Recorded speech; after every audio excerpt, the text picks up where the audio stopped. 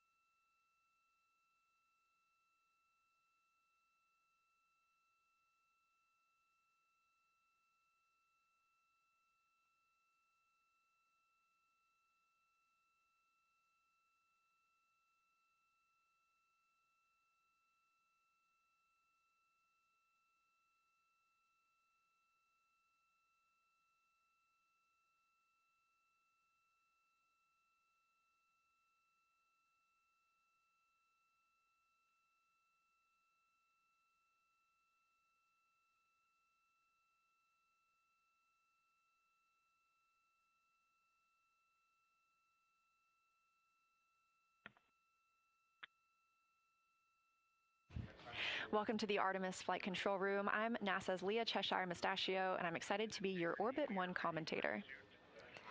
We're hearing some comms from the crew as they are preparing for their proximity operations demonstration. And we have just had, for the first time in over 50 years, humans join the Deep Space Network. Now, we're used to people being on the Near Space Network, the Tracking Data Relay Satellite System with the International Space Station. But again, first time in 50 years that we will have crew traveling far enough to be on that Deep Space Network. These are our first views of the... Integrity, we are ready for ProxOps pad. Integrity, all times MET. ICPS maneuver to SEP, attitude. 3 hours, 18 minutes, 34 seconds. ICPS SEP, 3 hours, 22 minutes, 24 seconds. ICPS thermal turn, 4 hours, 03 minutes, 34 seconds. Depart no later than 4 hours, 30 minutes, 37 seconds. USS-2 TIG, 4 hours, 50 minutes, 07 seconds. Mandatory burn. ICPS disposal burn, 5 hours, 00 minutes, 11 seconds. How copy?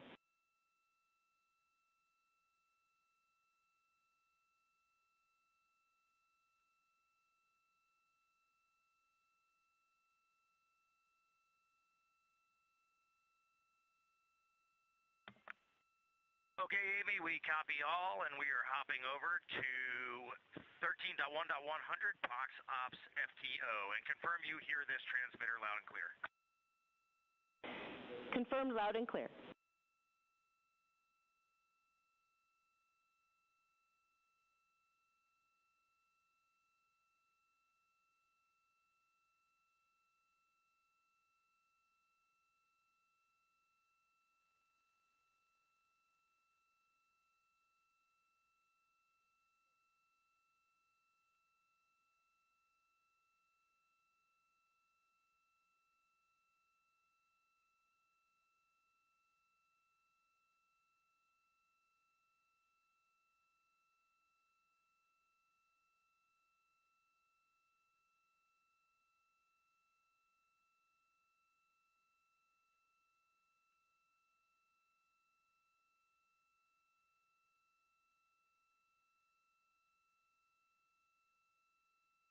Mission Control Houston just polled go for the ProxOps demo. And the crew aboard Orion is starting to get into the configuration for that demo. Another live view here in Artemis Mission Control. So with proximity operations coming up, first we will look for separation from the interim cryogenic propulsion stage. That is the stage that propelled us in the perigee raise maneuver and the apogee raise burn. Amy, we have 20.8.101 post-PFS engage actions open on step 2.1, but we are taking no actions in that procedure. Moving on. Copy, and I have a story on the right RHC when you're ready to hear it.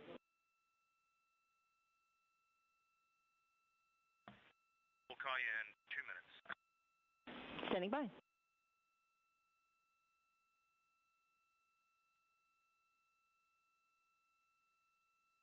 As we mentioned, the crew is...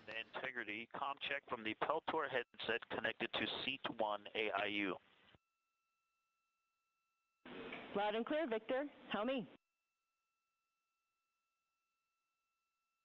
I have you the same, thank you.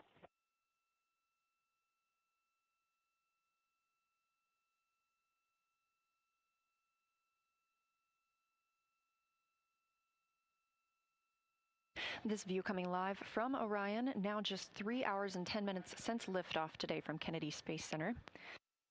As you have heard, Mission Control Houston is go for the crew to conduct the proximity operations demonstration. Again, we will see the separation of the interim cryogenic propulsion stage coming up first in just under 12 minutes. As we saw when we had video of the crew on board, Victor Glover has now moved to Seat 1. He launched in Seat 2. He has switched places with Reid Wiseman. He is going to be, Victor Glover will be commanding and piloting this portion of the mission. He'll be flying the vehicle, and he has let us know he is going to put the communication system on voice activation. So he's going to be speaking nearly continuously for the next approximately hour and a half so that the ground team can hear crew feedback on what it's like to fly Orion, how it's like the simulator here on Earth, and how it might be different.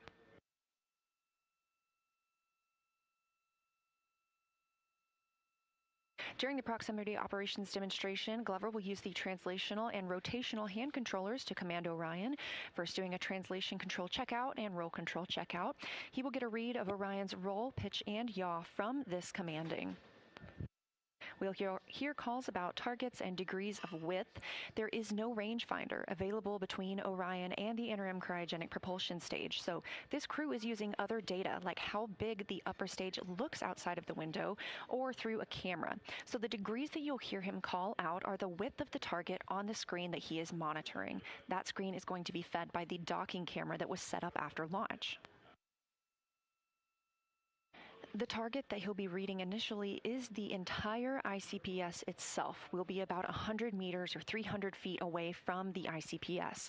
Those degrees are going to be reported as greater on the screen because it's a larger target. Can you just confirm that we have a gas introduction of some sort, nitrogen, I'm guessing? Checking.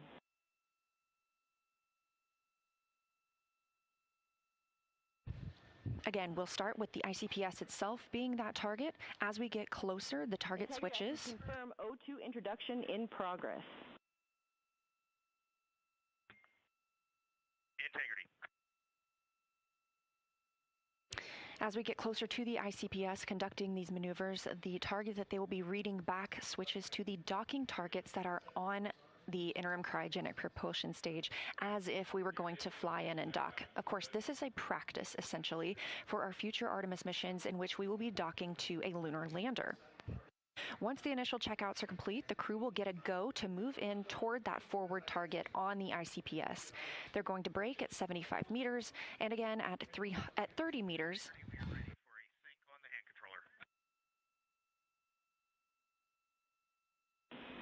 Okay, Reid, for the right RHC, it looks like it was a single event upset. We are now seeing all good channels. We did command a fitter reset from the ground. We do have a quick checkout that you could perform if you feel that you have time. We are showing on right-hand controller, RHC pitch, channel 3, deselected.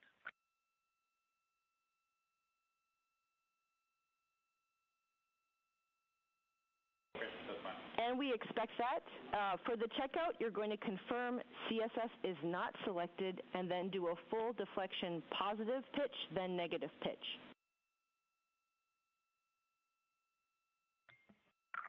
Okay, so the right RHC is powered on, control stick steering is not selected, and you want a full negative pitch and a full positive pitch. Affirm.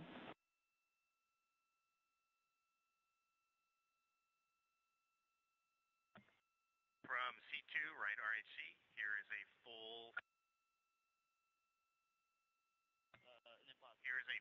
negative pitch. It is now 0, and here comes a full positive. Copy, we're following. Right RHC is back to neutral, still show pitch channel 3 deselected.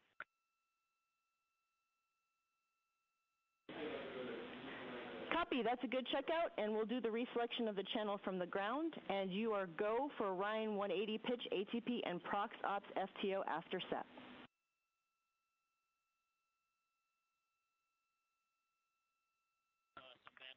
Outstanding. Picking up in step 1.3 at 13.100.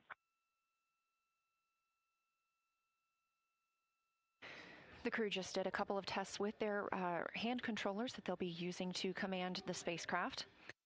Again, we expect to hear quite a lot of communication from them during this time period, so I'm going to front load you with a lot of information of what you can expect to hear. So initially, again, that target that they will be monitoring is the ICPS itself once we have undocked. And then as we move in closer, it becomes the docking target. The crew will fly all the way into 30 meters before, and they will brake at 75 meters, braking again at 30 meters, and then arrive and hold at 10 meters away from the interim cryogenic propulsion stage. Victor Glover is going to conduct an attitude alignment and then move into the precision translation test and then the precision rotation test. They are exactly as they sound. These are small movements while closer to the ICPS, like we would need to make if we were docking. Of course, again, this is essentially a practice for our future Artemis missions in which Orion will need to dock to a lunar lander.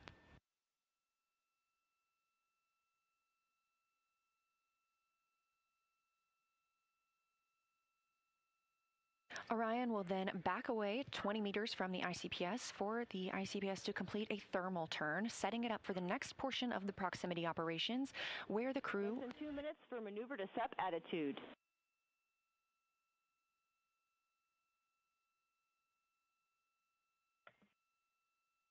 Integrity copies. Once that thermal turn is complete, the crew will approach the side docking target. Again, we're not docking today, but Glover will command Orion to hold at 15 meters from the ICPS. He'll then move into the precision translation test again, but this time with the side target, conducting multi-axis tests of Orion's yaw before maneuvering the spacecraft to its tail-to-sun configuration, which helps generate power through its solar arrays. Finally, the proximity operations demonstration will be complete, and Glover will initiate Orion's departure from the interim cryogenic propulsion stage. This is the upper stage separation burn and provides the separation we need between Orion and the ICPS. ICPS will then have its own deorbit burn over the Pacific Ocean following Orion's departure.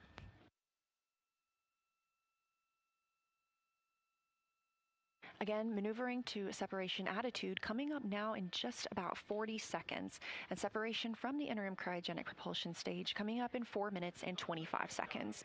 We are now 3 hours and 18 minutes since liftoff.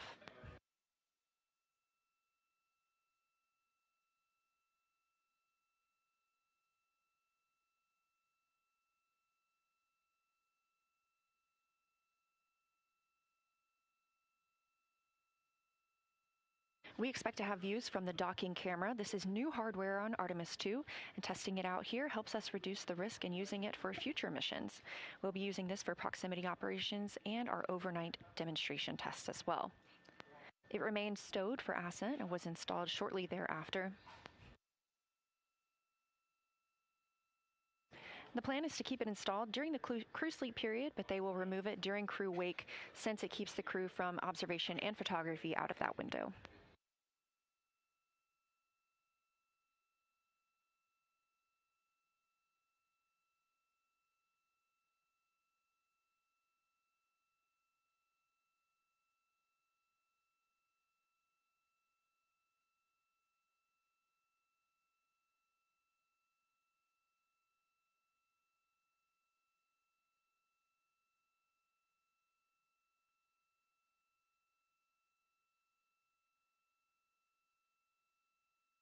Houston integrity Vox check from seat 1 on the Peltor headset.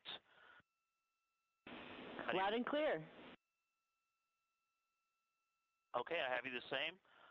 Calls requesting a response will be prefaced with Houston. All other comm, no response required. Houston, how do you copy that? We copy, we're ready.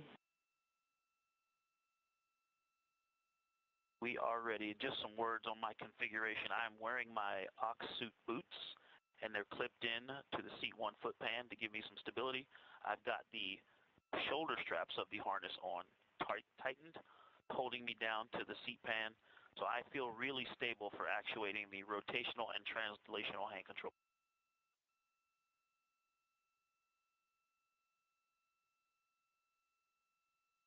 Glover letting the teams here on the ground know that he doesn't expect a response from them. We're currently ICPS next phase 245.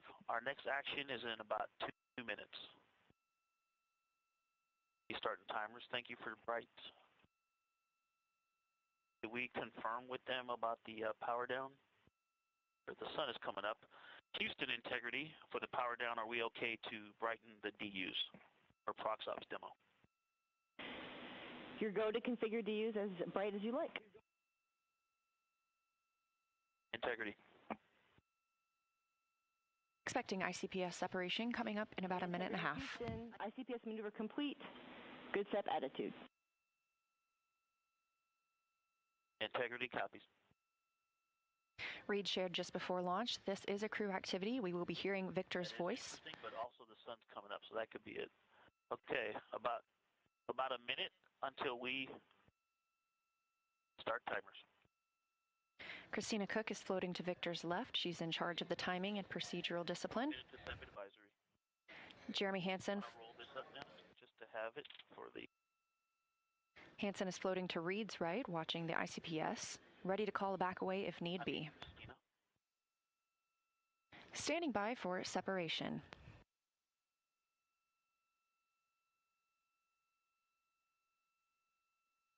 "30 seconds to timer start.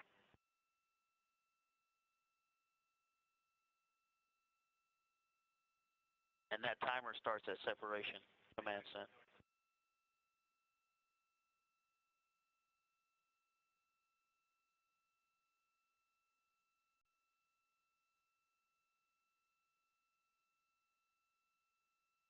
Stand by for separation.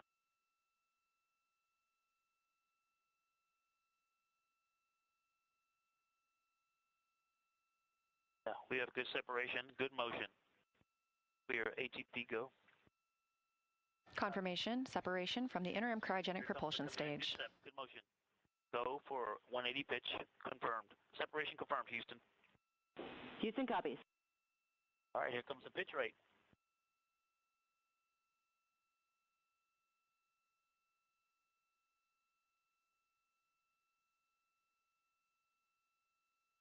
Video. I have no stop stream option. Straight out. Dot cam selected.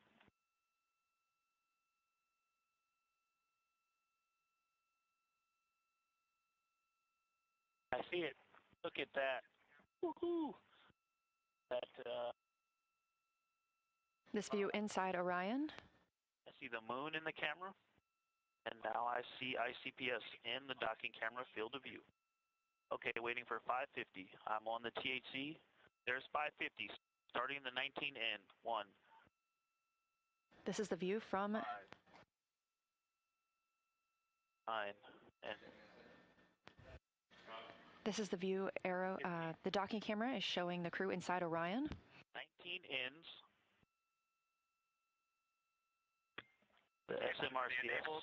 Caution, prop, SMRCS manifold 3, Ox-P health. Much quieter. Got a little rumble, Checking. like we're driving on a rocky road, but much quieter than in the sim. I'm showing about 3 degrees wide on ICPS. And it's holding right near the center. Integrity, no action for you on that enable prop caution. No action. All right, still waiting on the 19 ends to burn out. Thrusters are still fine. We've got a little rumble. It's like driving on a rocky road. All right, burned out.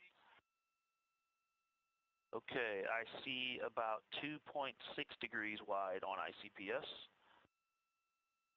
All right, zooming in. There's 3x.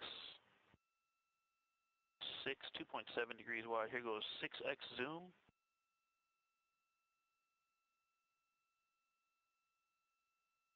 Looks to me like we might have even slight closure. I definitely don't think we're opening. Anybody else? Okay, 2.6.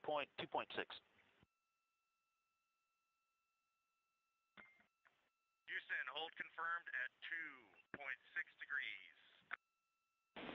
Copy. Look at the exposure difference between 2 and 3. That's 3. It's quite washed out. When I go to 2, I can see the docking target. I'm going to leave it at 2 for now. Step 6. The degrees Glover is reporting. Okay, here come 3 outpulses.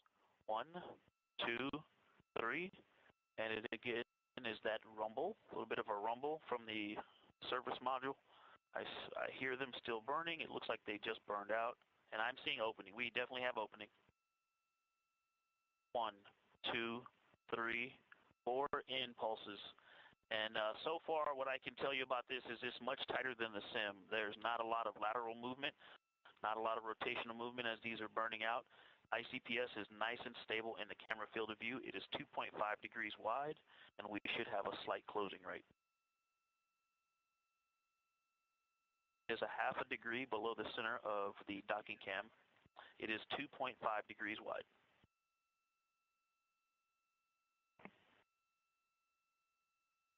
In Authority DAP, it's quite nice and very responsive. And the camera is also better than what we were flying in the sim. I'm getting very slight movements, so it's making it easier to assess opening and closing. This camera is much better than the sim. We will be less than 4 degrees. I'm going to start left since it's just to the left. So here comes 2 left. 1, 2, left. Good motion. Looking for 1 full degree, so I'll start at the center hack. ICPS is centered, waiting for 1 degree to the right. Now I'm going to give it 1 down, if that's okay. All right, we still got good motion. I'm going to hit 1 down for correcting ICPS towards the center. All right, and then when I get 1 degree of motion, copy. There's 1 degree hack. 1, 2, 3, 4 rights. 2 lefts to center, copy. Again, very responsive. Authority DAP is quite responsive. It's very intuitive. I got about 1/4 of a degree, maybe even less than that, of overshoot by starting at 1 degree of movement. And I've got good motion, half a degree back toward the center line, and I will capture it with 2 lefts. I'm going to lead that by about 1/4 of a degree. Here comes the first 1, 2, and I'm going to give it, I'm going to let those down slowly correct themselves. So, all right, again, that little rumble, it's like a very slight rumble, like just driving over a little slightly rocky road, and the 2 lefts are in. We've stopped on the center line laterally and vertically, waiting for it to correct back to the center. Here comes 2 downs. 1, 2. Start counting at the center. Copy 2.5 degrees wide on ICPS. And Houston, Ike keeps talking about the rumble, and I think from the previous spacecraft that we have flown, Soyuz and the SpaceX Dragon, we're used to a more distinct popping sound out of the thrusters, and this is just more of a gravelly road, kind of very calm. There's not a lot of dynamics on board. Very smooth vehicle. 1 degree of motion. Here comes 1. Copy 2, observation. 3, 4 up. Okay, there's 1/4 of a degree overshoot, maybe 1/3 of a degree, and we've got motion is stopped. Waiting for motion. Yep, this one is taking a little longer. Motion is tracking back the other direction now. We'll go 2 downs to center. We also had an up correction going in, so I think I didn't take that out before we started this. That may have contributed to it overshooting a little bit more than the previous.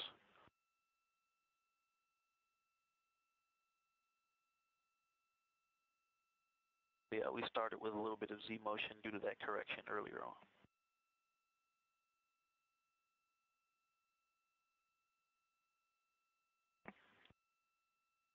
All right, half a degree to go, and then we'll go 2 downs to stop it in the center. Still right at 2.5 degrees wide. We'll probably only need 1 down to stop this. Okay, gonna put that in now. There's 1 down, and we are centered.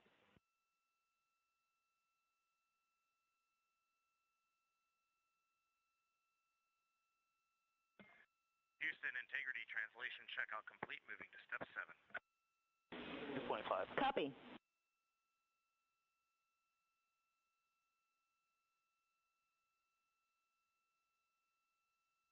Equal.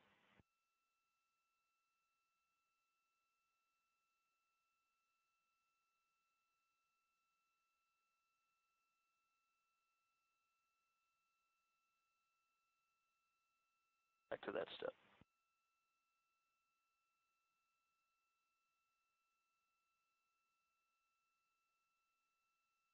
Okay.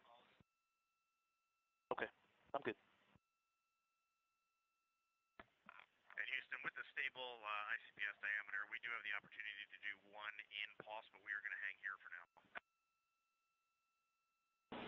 Copy, concur.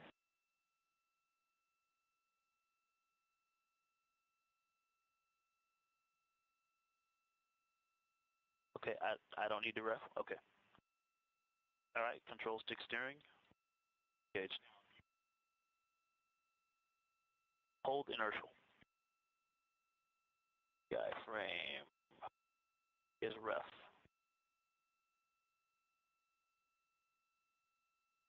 One degree on the rate scale set. Just trying to get that docking target background. So I'm going down exposure 1 now. I can see the docking target clear. Ready.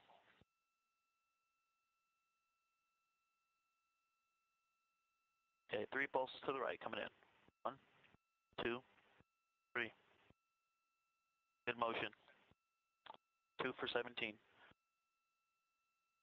5 degrees for 17. Okay, no cross coupling, no rate in other axes. 10 degrees for 17. Good motion. See ICPS center docking target 12 for 17. The degrees you hear Glover reporting are the amount the ICPS is taking up on the docking camera, which you see in the left side of your screen. All right, roll rate is at 0. Ready.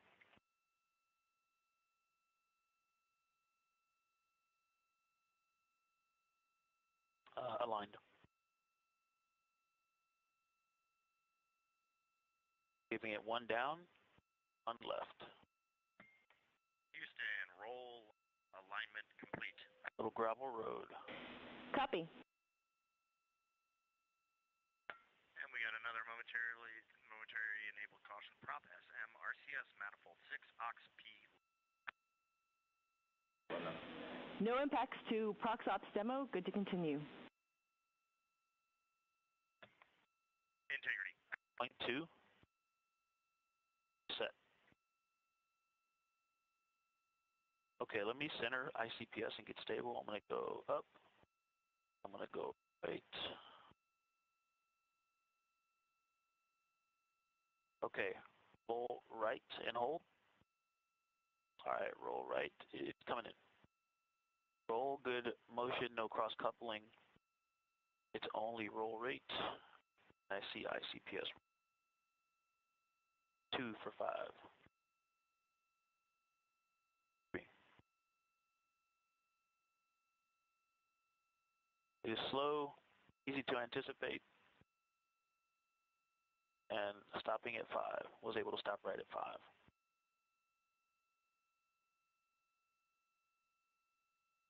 Houston integrity. Oh, sorry. Okay, going left. Good motion. It's all roll.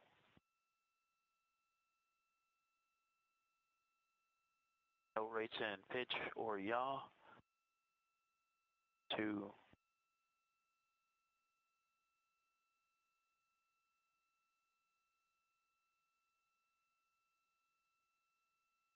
All right, roll rate released. It's 0. Back to the center. Roll is slow but nice and predictable. Easy to anticipate and stop with precision. Houston, roll checkout is complete. Copy. You're 2.6 degrees wide.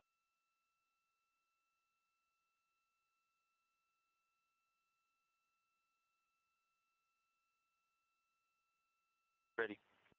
Pulling edge key. Pitch is in pulse. It's just greater than half a degree low.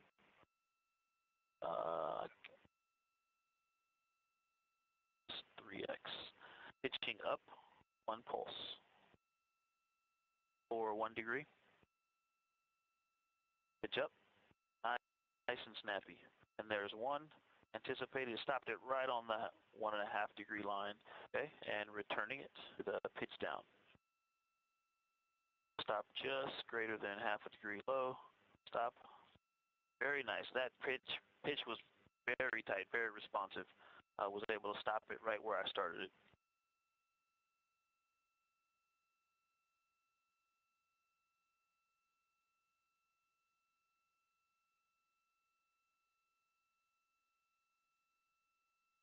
Pitch going back to discrete. Up 0.7 degrees low. Pitch up and hold. All right, pitch up. Stopping it. Again, very responsive, also in discrete. Pitch down and hold.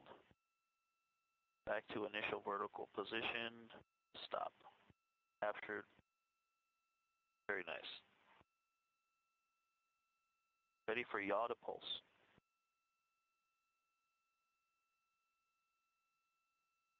Going right, one pulse. A good motion. There's RN, yaw left, one pulse, and stopped it right at 1 degree. Very responsive in yaw as well.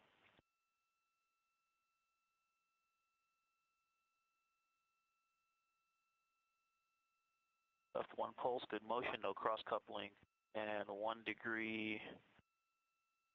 Stopped, overshot about 1/8 of a degree. Back to original position.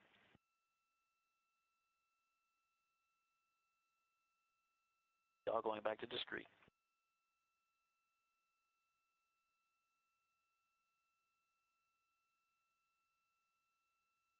Yawing right and hold. 1 degree. Good motion, no cross coupling, half a degree. There's 1 degree stopped and overshot about 1/8 of a degree, but nice capture.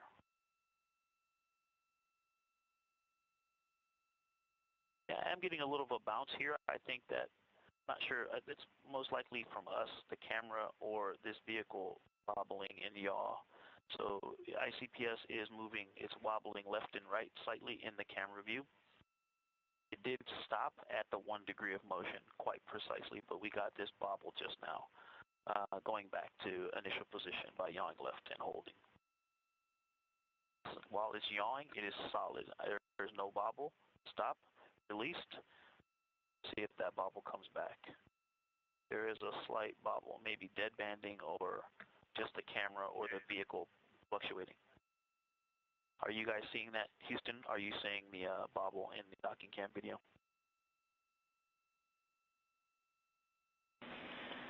Victor, we are not, but it might be because it's low rate for us. Okay, copy. Had a little bit of a lateral oscillation there. Houston, authority DAP checkout complete, ready for step 12. Copy, go to continue, and also, once you get there, you are go for forward target approach to 10 meters. Integrity.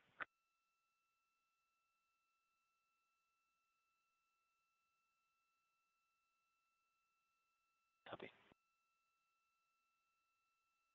No. The DAP is going to course. It is showing course. 16 in, starting now. 1, 2, 3, 4, 5, 10, 14, 15, 16 ins. Houston, approach was initiated from approximately 2.7 degrees. All right, I'm going to give it 1 Copy, down. 2.7. All right, we're coming up on 3 degrees wide. Stand by for 3 degrees. Hack 3 degrees wide. Gave it 1 down. It doesn't seem to be tracking down, though. I'm going to give it 1 more down in course. There we go. Responding to that one, going to give it 1 left in course as well. Good corrections. Good, are you okay? This view live inside Orion. 3 videos. Do you, or field of view, do you need any lighting adjustments in the cabin?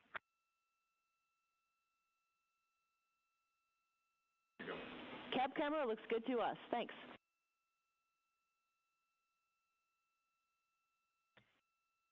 Integrity.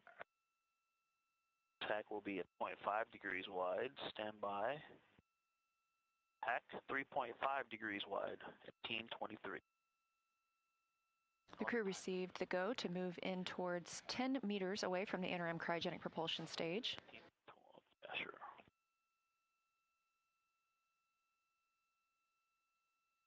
Again, pilot Victor Glover flying the Orion spacecraft right now. Hack will be at 4 degrees wide. This is all to teach us about how Orion flies manually in space and prepares us for future missions when we'll need to dock with a lunar lander. Stand by for 4 degrees wide. Hack, ICPS is 4 degrees wide at 19.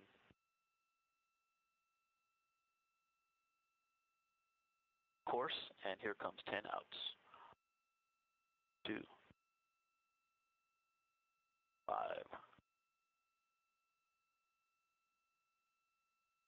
10 outs.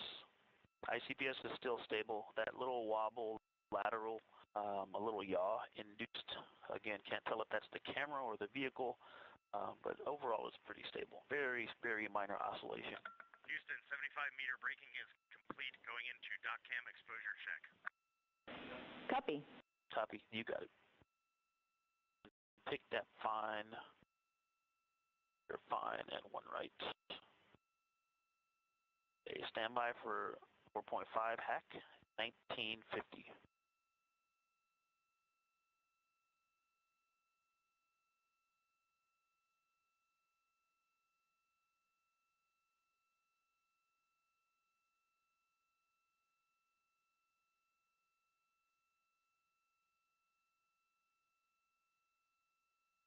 All right, coming up on 5 degrees wide. And back, 5 degrees wide, 2020.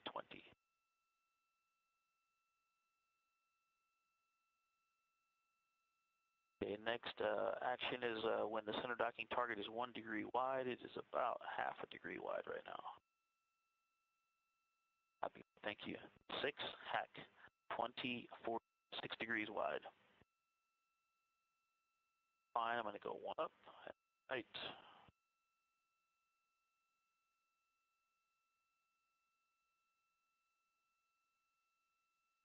Copy, going course and 1 out. Clear course, 1 out. Back to fine, 1 up. Stand by for 6.5 degrees wide. Excuse me, I may have skipped only 5.5. Hack, that's 5.5 degrees wide. That may have been the reason we thought I skipped 1 on you. I skipped 5. 1 up, 1 right. Okay. All right, course. We did a mistaken slowdown, so going back course and 1 in. Not as far ahead as we thought we were. Okay.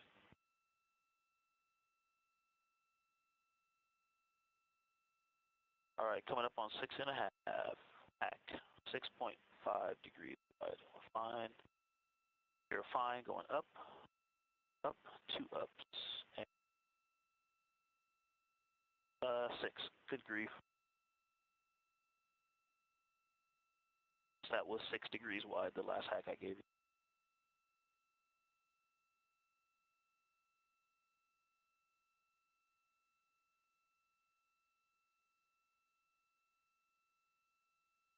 I think I skipped through 6.5. I'll give you 7.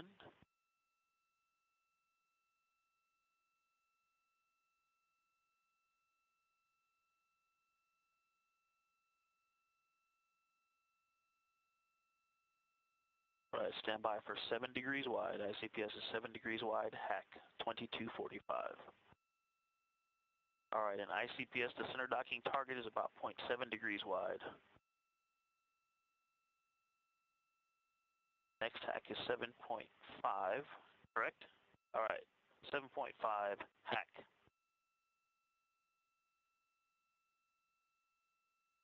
Right. Right about 0.75 degrees wide on the center docking target. left and fine. 8 degrees, hack, 2322.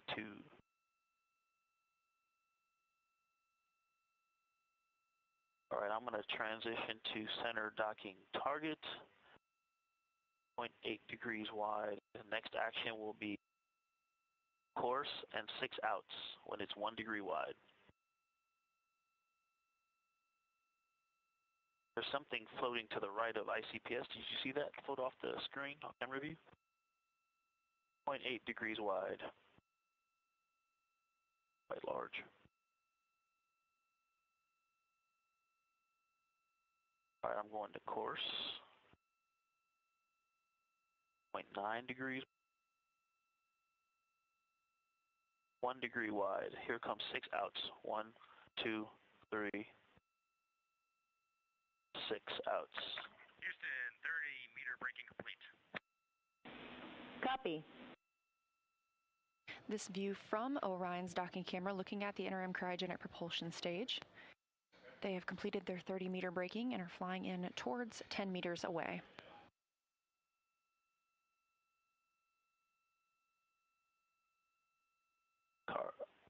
Copy, looking for 2.5 plus or minus a quarter of a degree.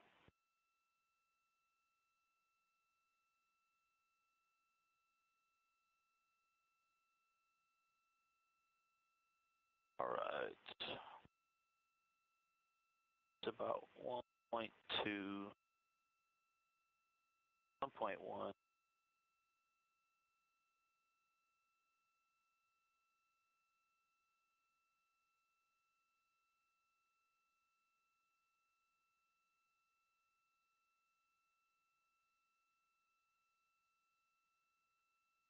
This view from the docking camera is a zoomed in view at this time. Again, we are coming in, we were at 30 meters, moving in toward 10 meters away from the interim cryogenic propulsion stage. And again, we are seeing a docking target, but this is practice. 5 degrees wide hack. We are not docking to anything today. This is a test of how Orion flies when completed manually by the pilot.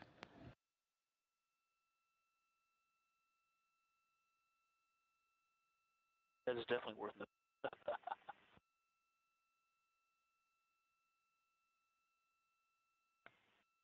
All right, next hack will be at 1.5 degrees wide on the center docking target. Nice and smooth. It is actually holding quite close to the center, so I haven't had to make many corrections.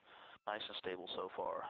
We are at manual exposure 1, which is interesting. I don't know what the sun angle is right now, but that seems to be the best view. Yeah, and you see the shadow of the center cross. It's a little low. Right there. Maybe these seat belts weren't a good idea because now I can't see it. All right, next one will be 1.5. Stand by.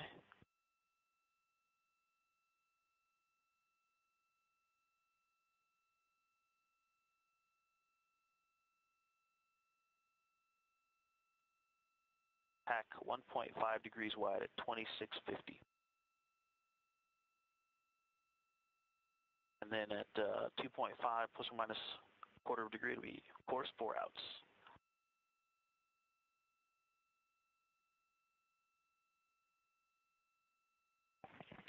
And I'm jealous I can't float up to the window and see it out in front of us.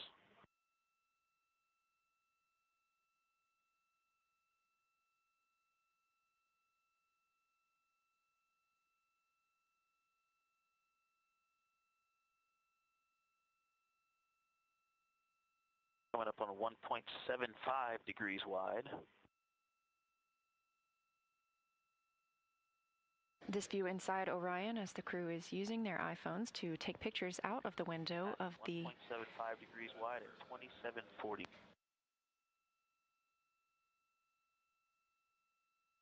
They're able to see the interim cryogenic propulsion stage outside the windows. It'll be 10-meter arrival next, so once we get to 2.25 degrees wide, we're in the window to start braking. Course and 4 outs. Coming up on 2 degrees wide.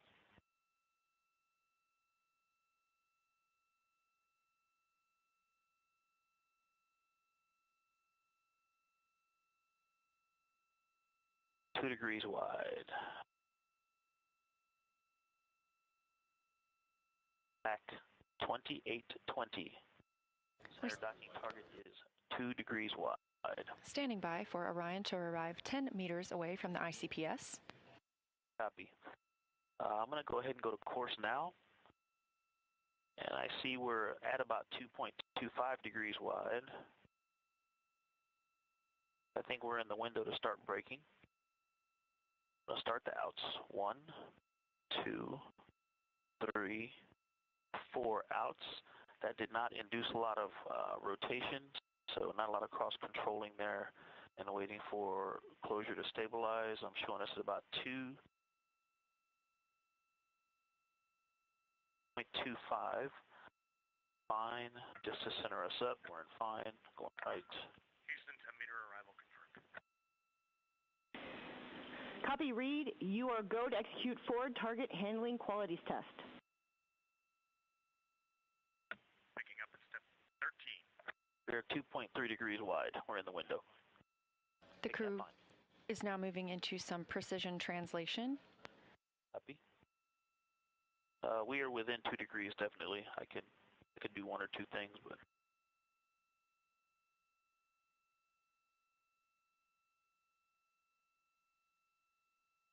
the fly out. Okay, yep, I'm going to center it up, so I'm going to go down. I'm going to translate down.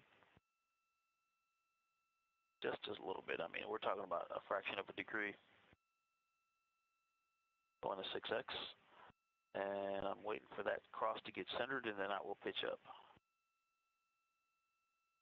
Again, Glover is able to... So I'm going to, right there, stop it. Now I'm going to pitch up, center it. Glover is using the docking camera on Orion, looking at the ICPS that you see in the left of your screen. That was very easy to do, and I show us as a flyout complete. Copy. Houston, angular alignment complete, ready to begin fine handling qualities test.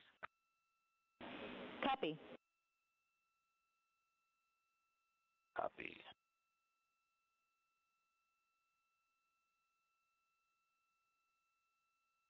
Affirm.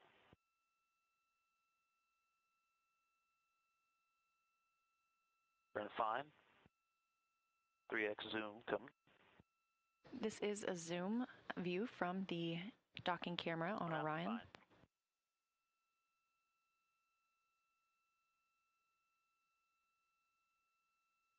We are about 10 meters away from the interim cryogenic propulsion stage. Y-axis ready. I'll start in the center, and we're out and fine. Okay.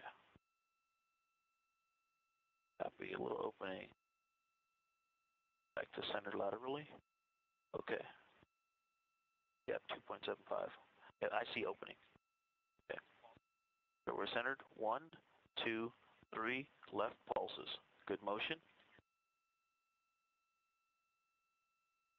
All right, there's a half a degree, good motion, a little bit up, down, or up in on ICPS. And there comes 1, 2, 3 to null, about a 1/10 of a degree overshoot. We're looking pretty stable right now. We did have some upward motion on ICPS. I'm going to correct that out as well.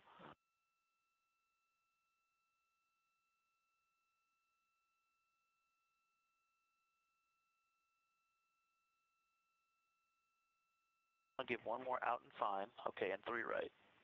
Here comes 3 right. 1, 2, 3 right, bringing it back to center. Good motion. Picking up a little bit of upward motion. 2.7 stable on the range. Copy. And going to capture it with left. 1, 2, 3. Here center. Do you feel that? Okay, a little rumble. Felt something here just a second ago. And 2.6 on the range. All right, and we're going to go 3 pulses up. I'll start measuring from the center. 1, 2, 3, up.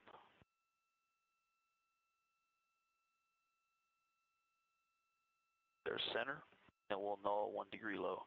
Overall, the control is very responsive. Not sure if it's the dead banding half a degree, good motion, but I am doing a little bit more lateral correcting to keep it centered. And there's 1, 2 to catch it. About a 1/10 of a degree overshoot. We got some lateral motion build up in there. Go left to correct that. All right, 3 downs to bring it back to center. 1, 2.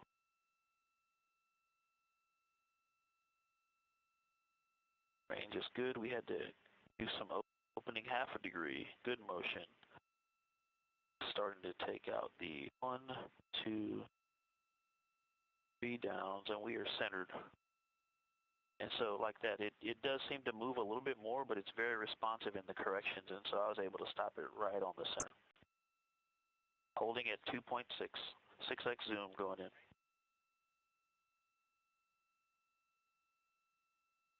Ready. All right, half inner circle for 60 seconds. Good range.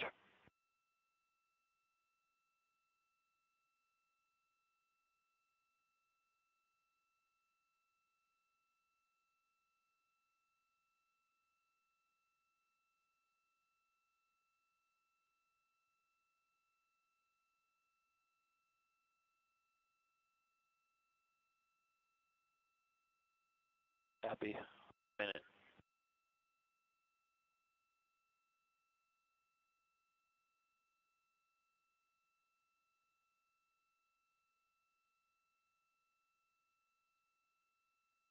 Copy. 15 seconds until center on center.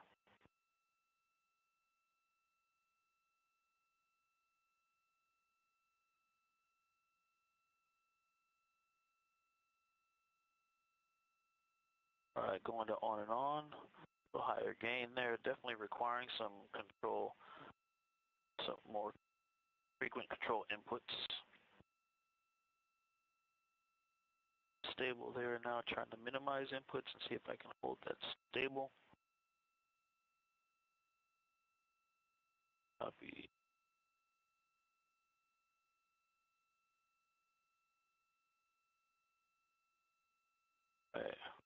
Okay, time's good. Houston, translation test complete. Would you like us to go to step 16 or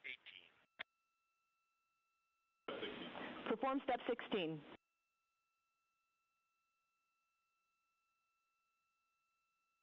All right, big step is fine. We're holding at 2.5. Centered. It's down and hold. For 1 degree, good motion, no cross coupling, half a degree. And waiting for 1 full degree of motion. Stop. Wow, stop right on the line. No cross coupling, good motion. There's half a degree. Going back to the center. That's very responsive.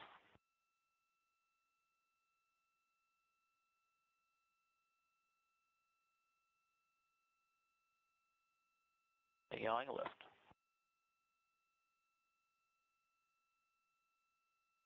Half a degree. And stopping it right on the vertical grid line. We had a little bit of a translation. Back, yawing right. Good motion. Cross coupling, half a degree. Back to the center line, stop. Very, very nice control in the rotations. Go left to confirm motion.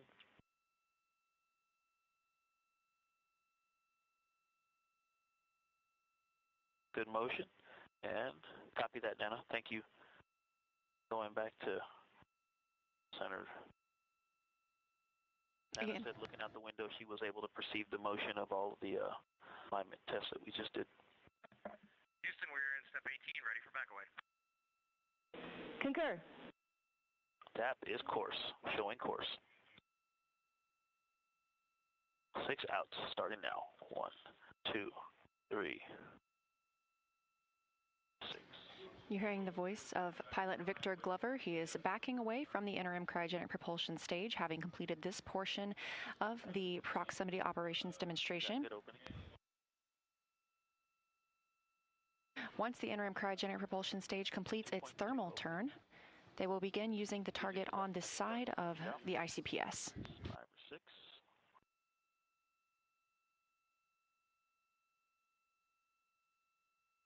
All right, picking it back up at 4. See the cross. 2 is pretty better picture. Glover is also able to control the brightness of the screen and of the docking camera that you see. Again, we are not docking today. This is a test of how Orion flies when done so manually and helps us prepare for future Artemis missions. We did see the crew move in all the way to 10 meters from the ICPS. They are now backing away as was planned. The interim cryogenic propulsion stage will make a turn, and then the crew will fly in again and conduct some similar tests with a side docking target. That's about 7. We're just over 4 hours since launch today, a very busy day for the crew. All right, coming up on 1.5, going course.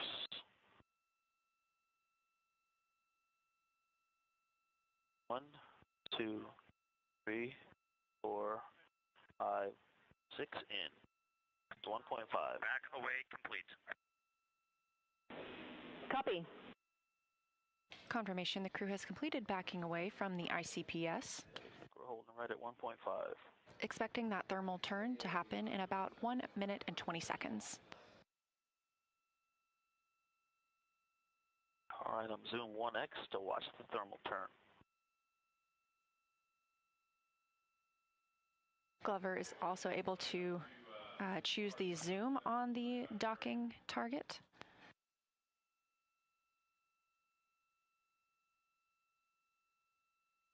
This view on the left will allow us to also see the thermal turn.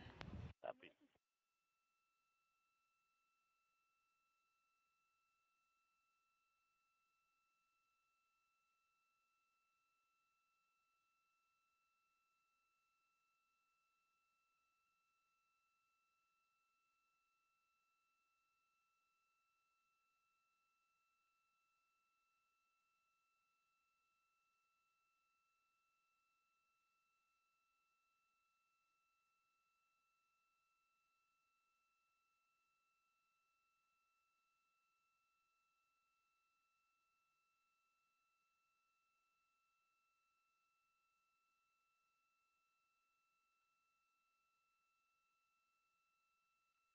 And I'm going to be course.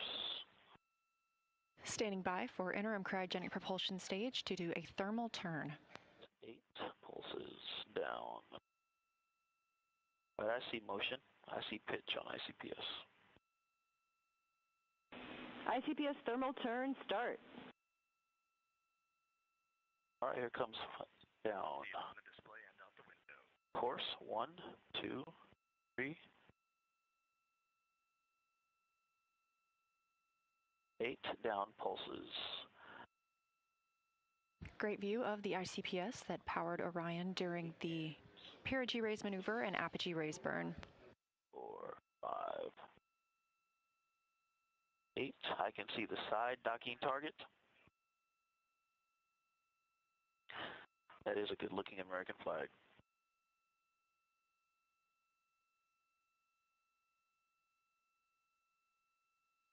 Copy.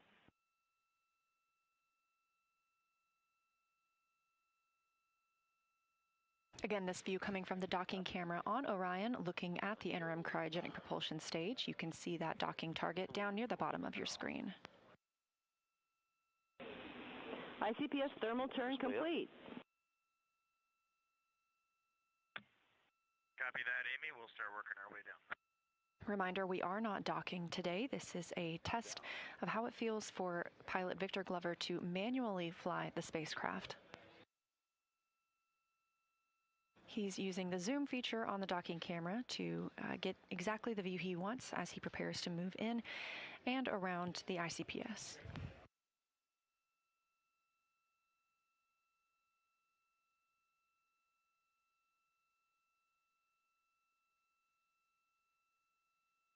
Yeah, docking target is about 1.75 degrees. And Houston, we're holding at step 20, waiting for your go. Stand by. Hey, we're almost to 2 degrees wide. And I just don't want to lose this in the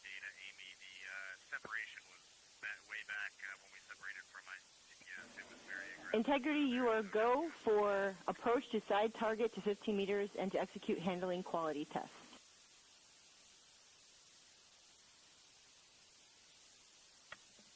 Of course. We are picking it up in step 20. How copy? We copy. Oh, it's almost 2 degrees wide.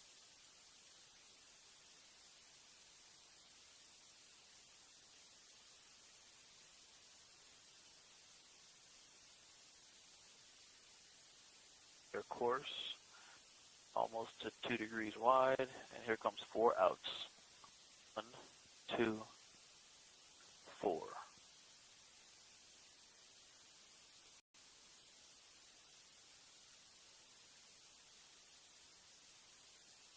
All right, 2 plus or minus a quarter. We are. Houston, 15-meter hold is confirmed. Copy.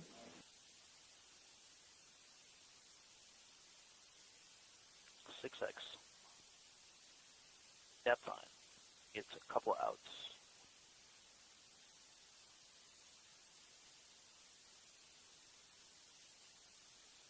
A 3 lefts coming in now. 1, 2, 3. Good motion.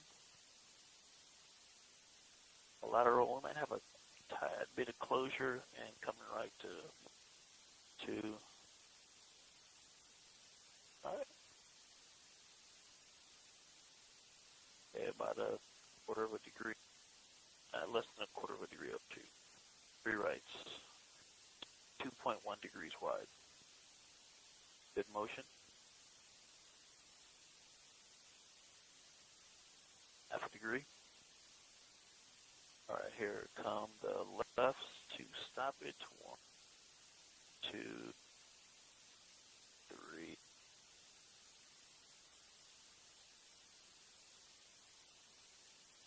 Three downs. 2, 3. Start measuring from the center. There's center. Good motion. And Houston, with this sun angle, the white paint on these ICPS is so illuminated. Half a degree. 1. Houston, copy. 2, 3. And we picked up a little bit of motion to the left on ICPS. Stopping that, breaking it back up. 1, 2, 3 to bring it back to center. Also correcting left. Good motion.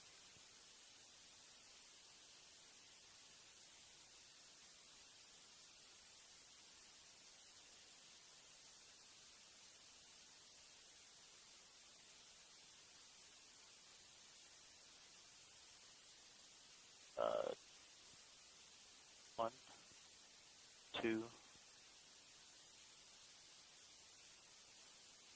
All right. 2.1 degrees wide. Complete. Step 23, 21, decimal 3, 21, decimal 3.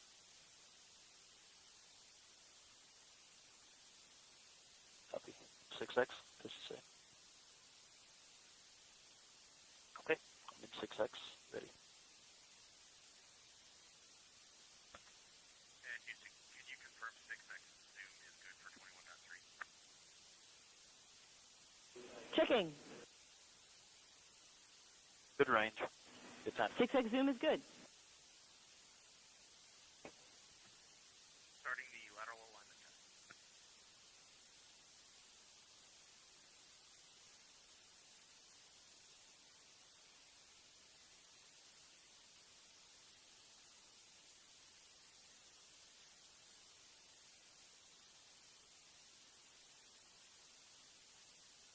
All right, good range. Just inside 2. Just inside 15 meters. Low gain inputs, not doing a whole lot of commanding. It's holding quite steady. When I'm not doing anything, it's holding nice and steady. The camera and the vehicle are holding steady. It's almost at the center. I will get set up for center on center. Cross over, docking hatch cross.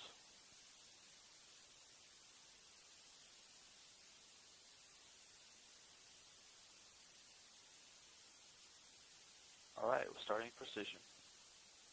A higher gain, higher frequency of inputs. It's very responsive. I just have to make inputs because it does seem to pick up lateral motion. Commanding. I'm able to hold the magenta cross within the width of the black cross on the side without, I was talking, it went out, but overall, able to keep it centered, less moderate or less effort. Okay, complete. Houston, translation and test complete. Very precise control that you Copy, and you are go for the multi-axis test, and Reid, you are coming in much lower volume than Victor. Okay, I will speak up in the cabin mic. That's better, thanks.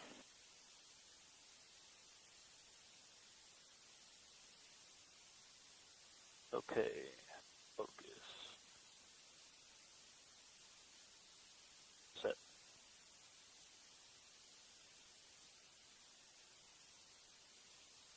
Copy, I'm going to 3x.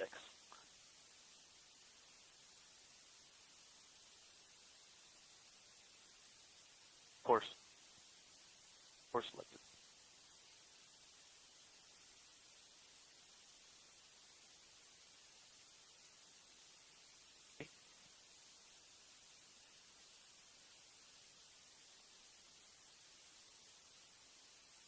Left RHC, right on THC. Ready?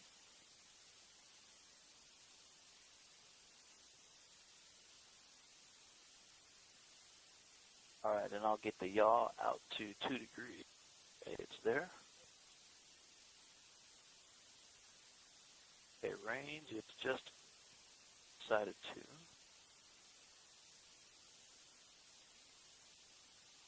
Integrity Houston, no action on the caution warning messages. Gave it some ends. We copy that, Amy. All right, lateral motion is null. Okay, 355 for 355. All right, nice and stable, focusing on range. Out, got a little opening, some ends to correct. Got some dynamics there at the beginning, going yaw, then translation, yaw, and translation, but caught up, was able to correct it out without many problems, moderate or less workload. Now it's very stable, just focusing on range. 50 for 345, and at 345 we go left.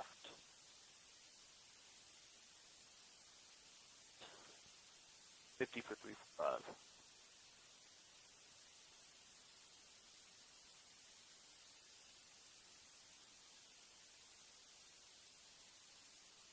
Nice and stable.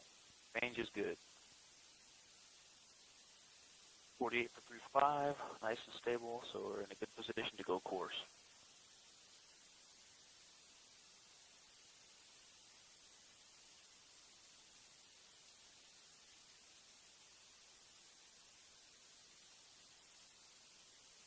We're in and fine. 7 for 3.5. 6.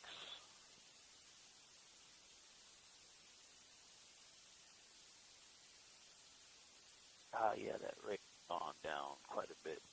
5, there's picked up course. Yeah, the yaw rate had dropped off a bit. I put it back in. Okay, at 3-4, go discrete.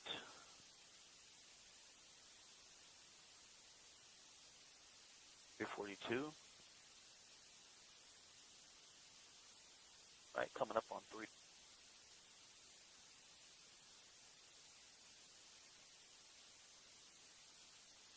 Right, left to stabilize. All right, we are just outside. Range has opened a bit. Actually, we're looking nice right at 2. Okay, ready. Course. Stand by. It's nice and stable.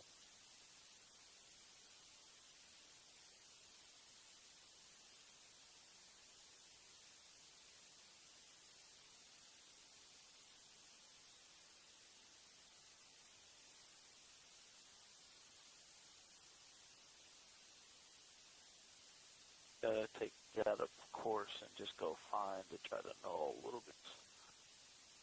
Oscillating around centered. Okay, I'm ready. Pick that.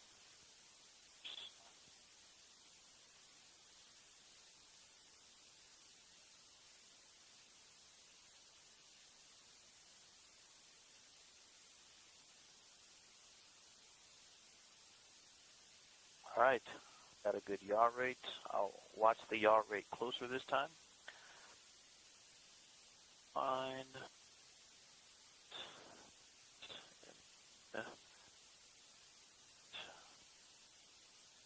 Okay.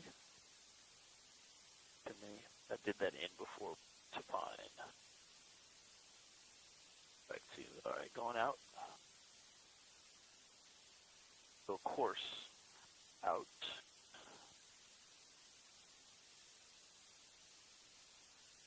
All right, there we go. I see opening. Buddy concur. All right, thank you. I'm going to go back to fine. All right, that yaw rate is slightly dropping off. I'm 348. One more out. That'll be 355 going to 350 for 35.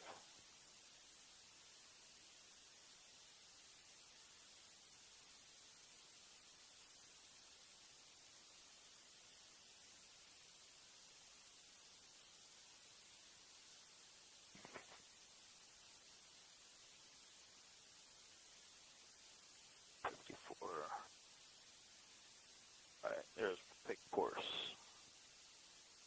2.1.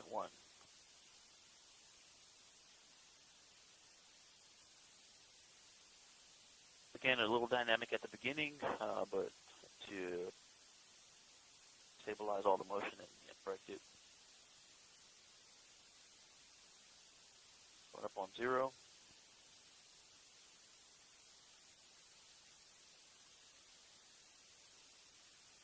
Oh yeah, you can see some of the coating on the fabric on the behind the docking target moving as we. All right, we're stabilized. About 1.75. Houston, yaw multi-axis test complete. Copy.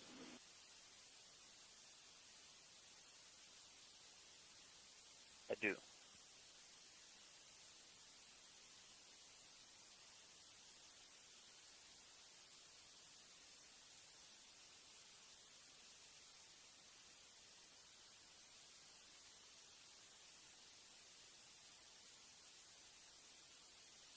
Okay, I think we've stopped the opening.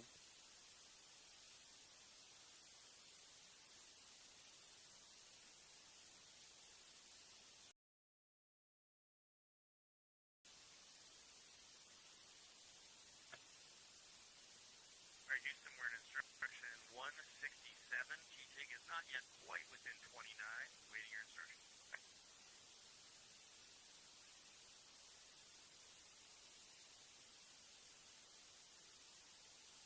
Reid, ready for you to go to instruction 169. You are go for the multi-axis maneuver biased tail to sun.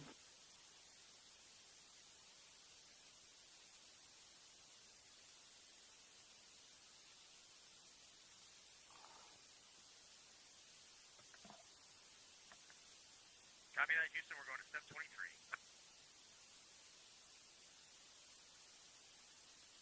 Of course.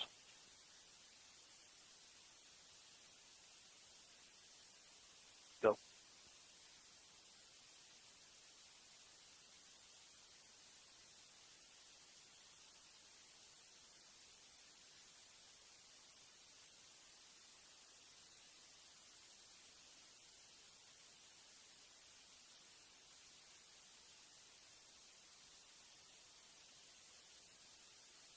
Like 2 degrees per second. All right, giving it in 1.75. 356 for 353. Copy. 355.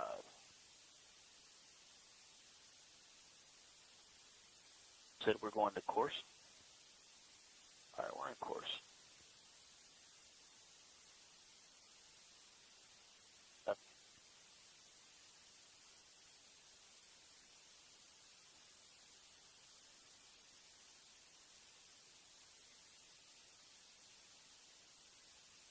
did have to throw another yaw in there to keep it at 0.2. Yeah. Overall, guys, this flies very nicely. Copy. 347 for pulse.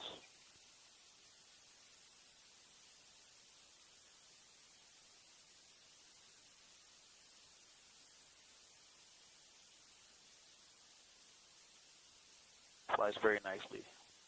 Very precise. 3x set. It's the 358. Pitch down, going in. 59.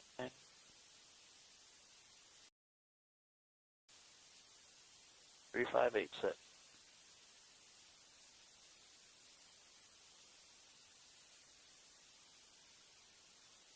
All right, going back to center. So course, then getting the dot count, target back to center. Focus on being stable. Yeah, the thruster firings are a lot less aggressive than I thought it would sound or feel, like driving on a gravelly road. The response is quite immediate. Not all the axes are even. Roll is very, very slow, but pitch and yaw are very snappy and responsive. And when you have the zoom set right, you can see very small motions, and so translations are all quite tight and very nicely balanced. Houston, are you ready for the ATP for depart tail sun? Affirm.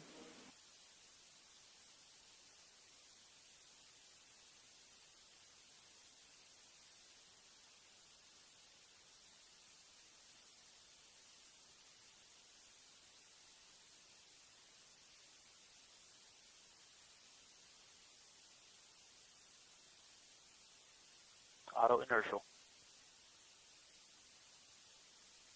Just going for stable. Now we're stable.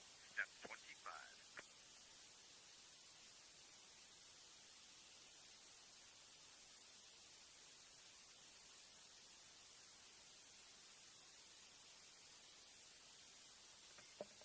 T-TIG minus 1930, minus 26.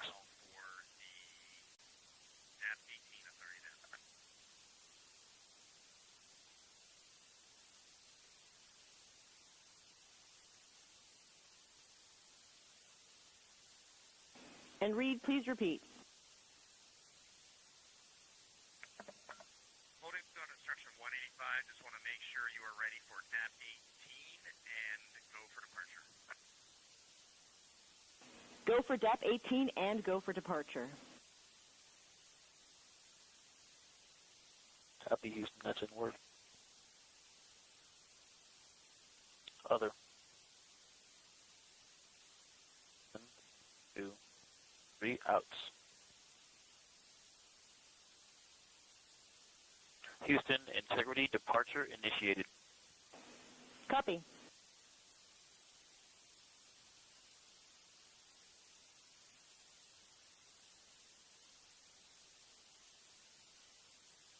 Ready, we're stable.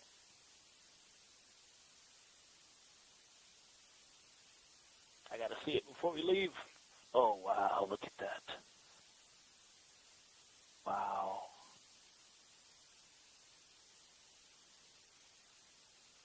Copy, going off Fox. Great flying with you, Houston. Nice vehicle.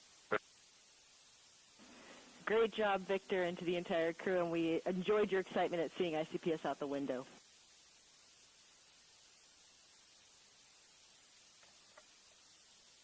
And Houston, I am bringing the exposure control down to 1 so that we get some video. Let us know if you want that higher for your bearing test. Setting of 1 is good for us.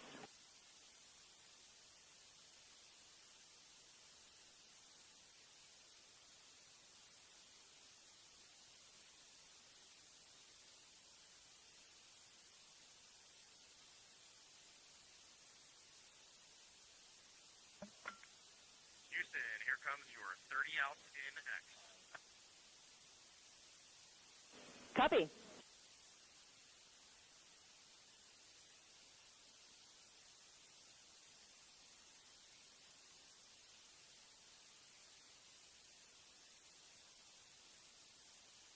Integrity Houston, no action on the cautions.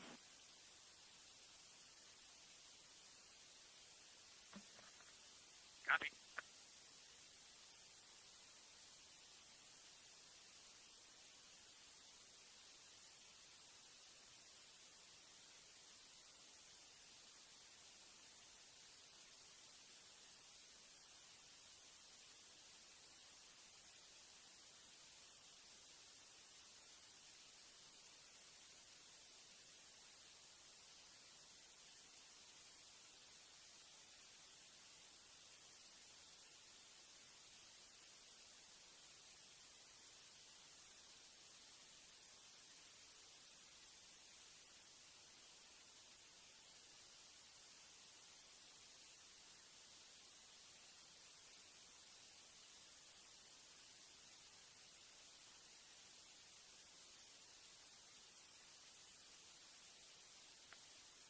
Houston, opening tosses complete.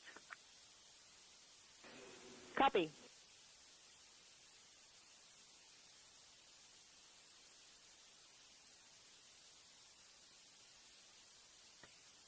Houston, ICPS is stable in the DocCam field of view. We are going to stay in authority gap, and we are going to discontinue all manual THC inputs.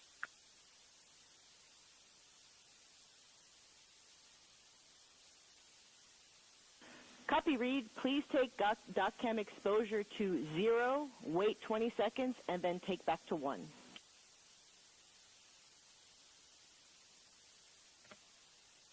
Mike has that in work. Thanks.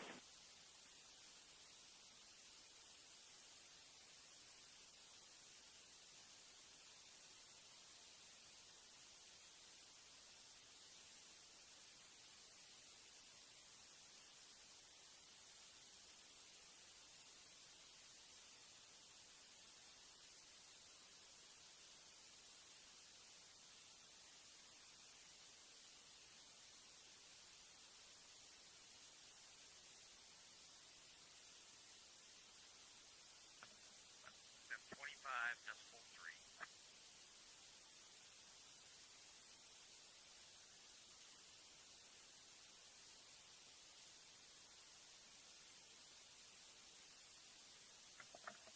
And Houston, here comes the ATP for RPA 2 coast. We're ready.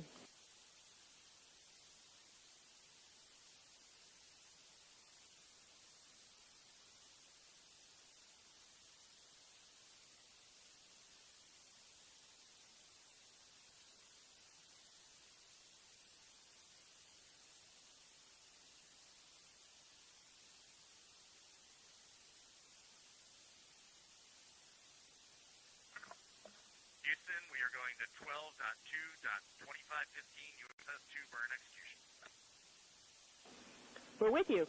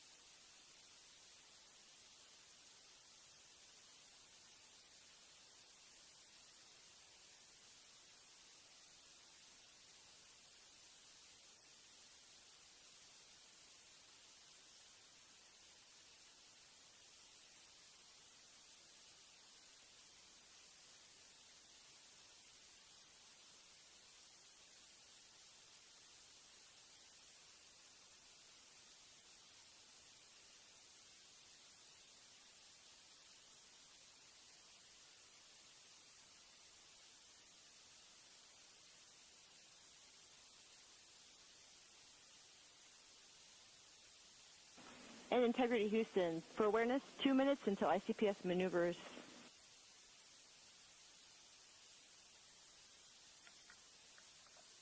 Integrity copies.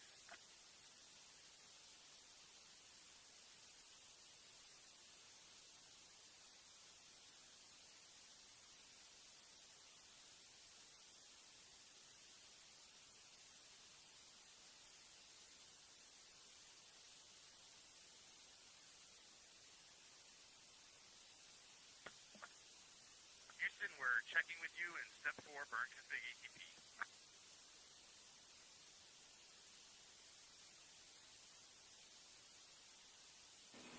Go to continue, ready for ATP.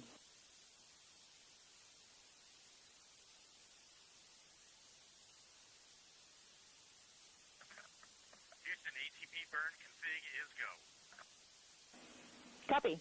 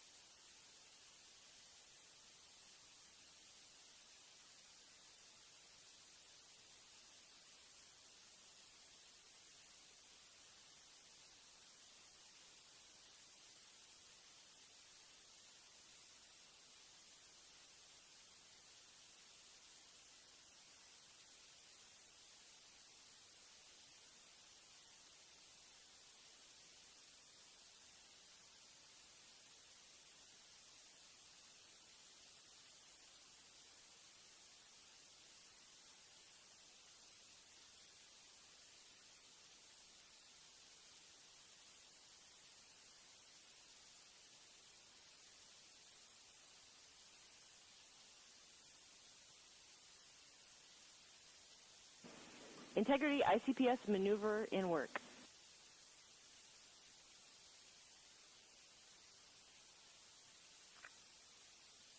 Integrity copies.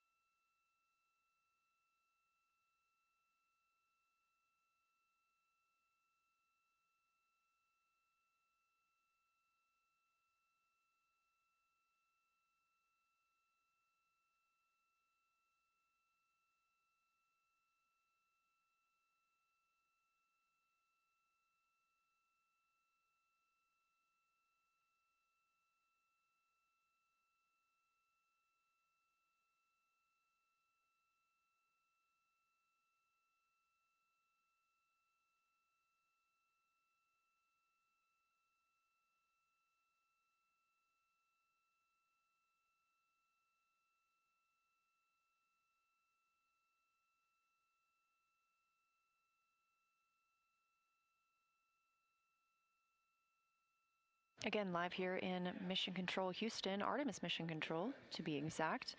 Just down the hall from the International Space Station Mission Control Room, also flying with humans aboard 24 hours a day, 7 days a week. We have completed the proximity operations demonstration aboard Orion, and we are now looking ahead to the upper stage separation burn. This provides distance from between Orion and the ICPS. The ICPS will have its own disposal burn at about 5 hours MET. We are now 4 hours and 37 minutes MET, or time since launch.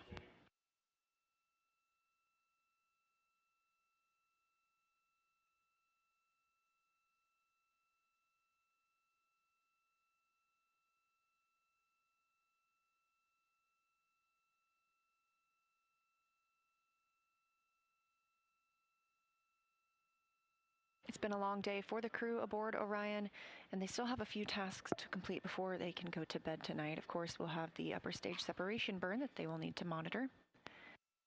They'll continue doffing and stowing suits. Houston's here. Can you confirm what status you want us for suit drying? Checking.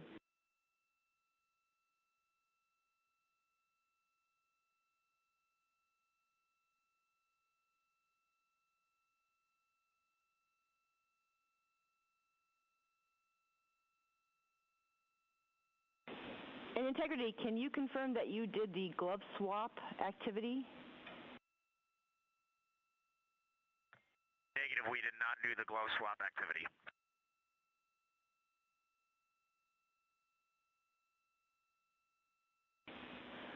All right, when able, you can do the glove swap activity, and then we'll need a 15-minute timer, and then we'll be ready to terminate suit drying.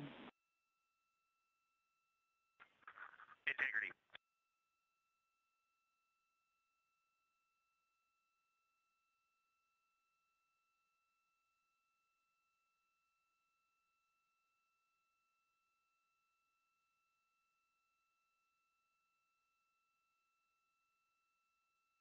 Solar arrays are now in motion ahead of the USS 2 burn, the upper stage separation 2 burn. And with proximity operations complete, we will look forward to hearing from pilot Victor Glover how it felt to fly Orion. But just before his launch, we got to ask him how it felt and how he was looking forward to it. As a test pilot, the opportunity to fly a spaceship is just a dream. It's unreal. The piloting role specifically, I will have an hour and a half or so where I get to fly the spacecraft by hand, and we fly Orion a lot in the simulator to train, but also to build an experience base for how the teams on the ground think Orion's going to work. And then when we fly Orion in space, we're actually going to compare the two to help them make better models. You know, my inner test pilot is like, of course, very excited about that. But really, the point of this is to make sure that Orion is a safe spacecraft so that we can go and do more complicated missions without having to think about, do we need to have a test pilot on every mission to fly this spacecraft? So far, I really like the way Orion flies, but it's only been in the simulator. And so the ability to fly one actually in space on a test mission is just a really unique opportunity.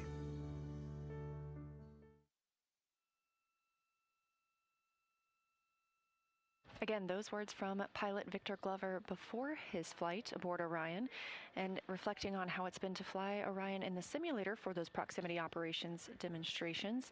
Now he has gotten to do the real thing today, with ProxOps having just completed about 10 minutes ago. This view live inside Artemis Mission Control at Johnson Space Center in Houston as the crew continues to move away from the ICPS ahead of that upper stage separation burn.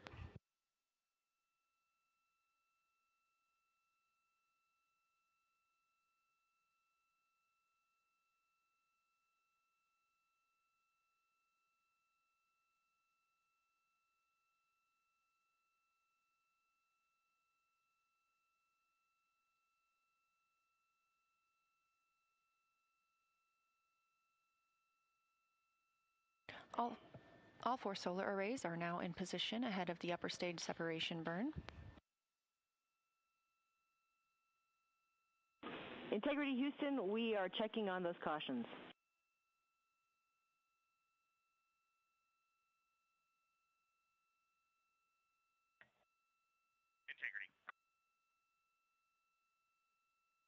Orion is now maneuvering into the proper attitude ahead of that upper stage separation burn.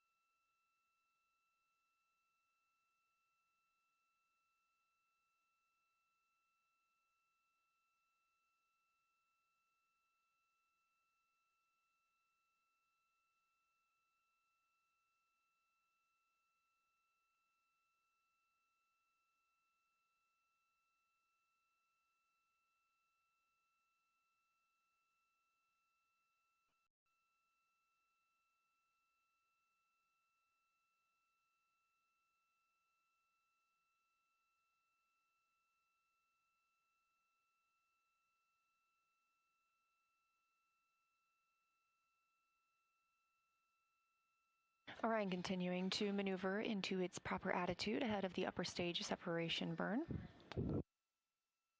After this burn, the crew has a little more work to do before they can go to sleep. It's been a long day for them, having woken up about 8 hours before launch.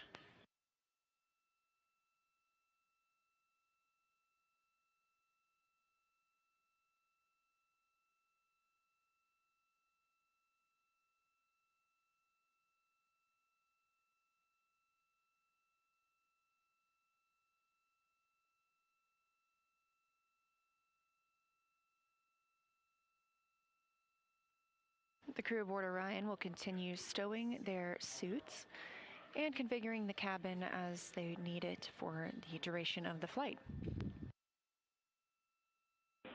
At Integrity Houston, those caution warning messages for prop were seen on manifolds being used for maneuver to burn attitude. Still go for USS-2.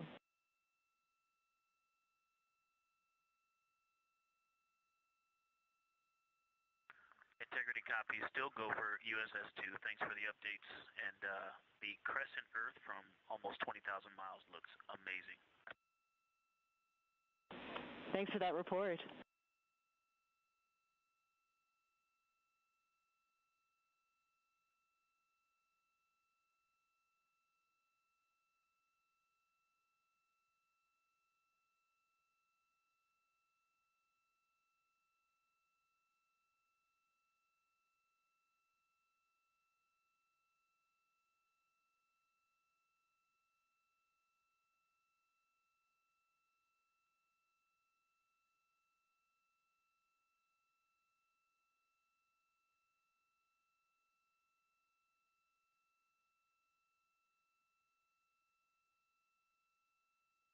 Upper stage separation burn for Orion coming up in about 4 minutes.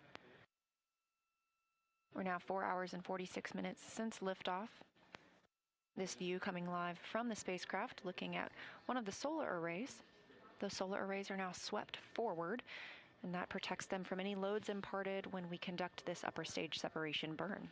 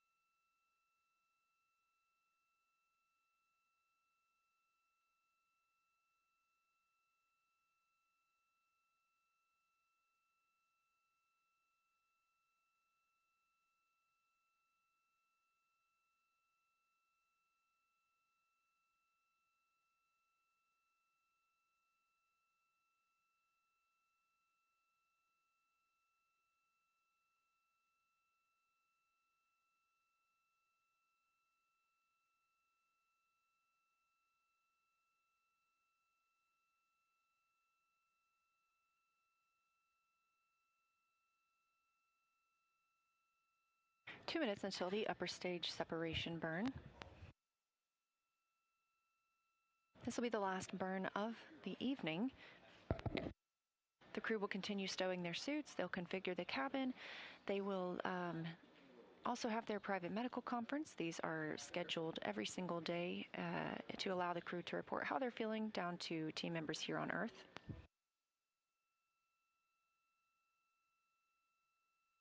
Then they'll get into their pre-sleep and their sleep for the evening. They will only get a few hours of sleep to start. They're going to wake up essentially in the middle of this nap for the perigee raise burn. That burn will set us up for translunar injection tomorrow. A translunar injection burn is what will commit us to flying by the moon and also serves as our deorbit burn.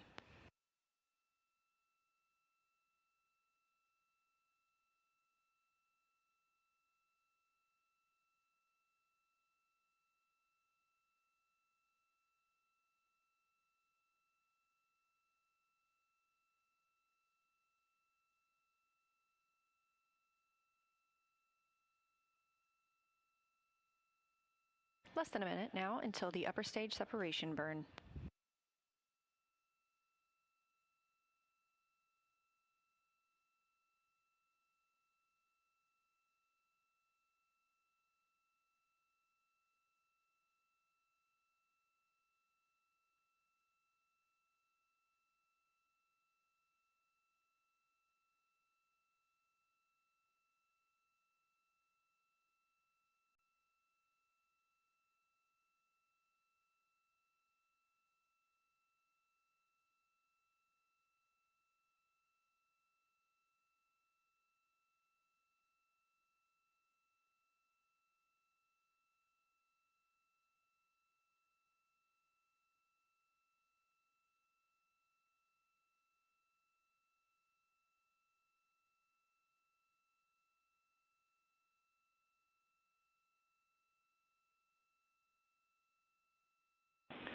Integrity Houston, no action on the ohms caution.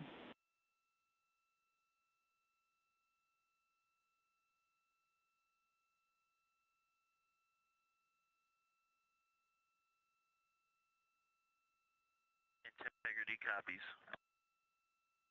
And we have confirmation of the upper stage segment burn start and complete. Very short burn.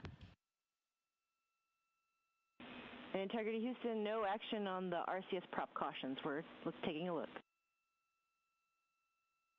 Okay, copy. And we show about 10 seconds to go on a trim burn, and that is looking good. Attitude is stable. Copy.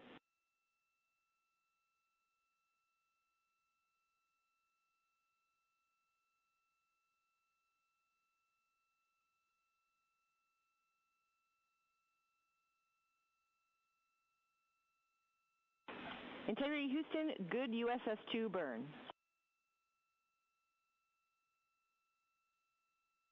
Integrity copies, good USS-2.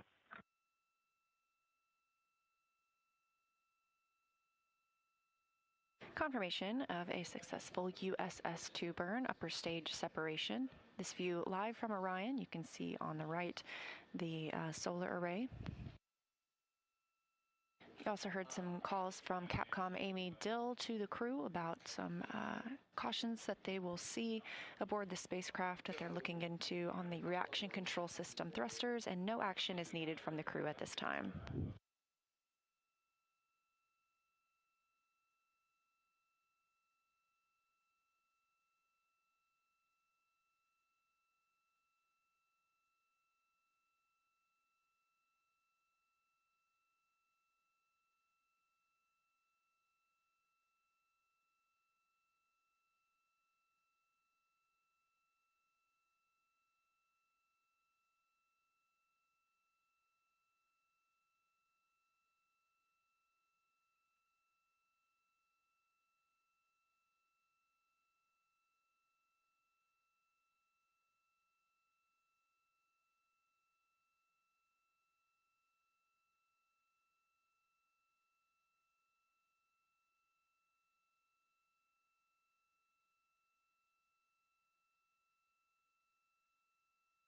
Houston Integrity and procedure 12.2.2515 USS-2 burn execution. Confirm you will complete remaining post-burn reconfig, and we will exit the procedure. We concur. We'll take it from here.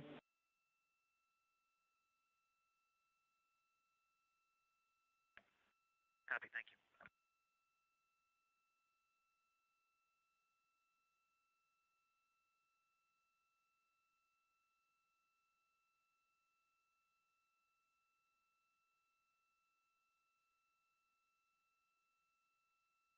With proximity operations complete and the upper stage separation burn complete as well, we are now looking to the ICPS, or interim cryogenic propulsion stage disposal burn. We will not see this or get data on it. It will burn up upon reentry over Earth's atmosphere over the Pacific Ocean.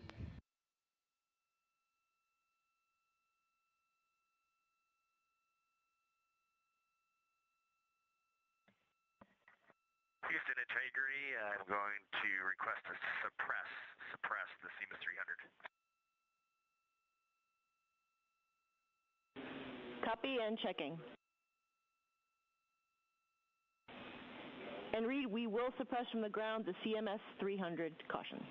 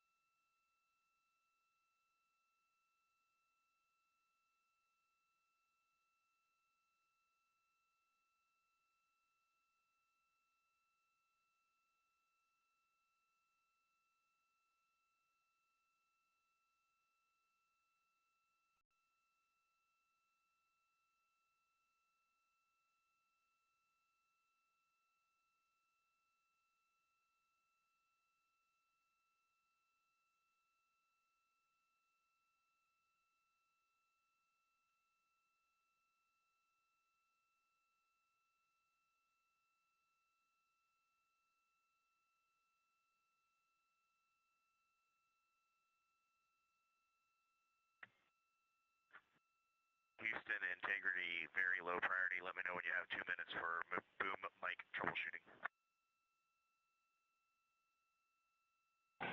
We have the time. Okay, Amy, as we're learning how to use this mic, I'm talking at a conversational level with the mic about a half a centimeter from my mouth. How do you hear me right now?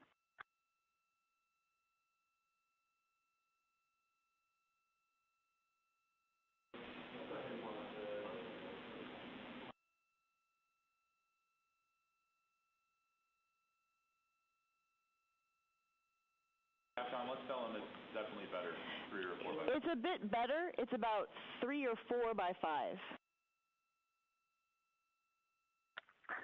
Okay, Amy, and now I am talking to you with the tip of the boom mic pressed against my upper lip, so I have lip contact on the mic. How's this now? 5 by 5. Okay, I will let the crew know. Thank you. We copy.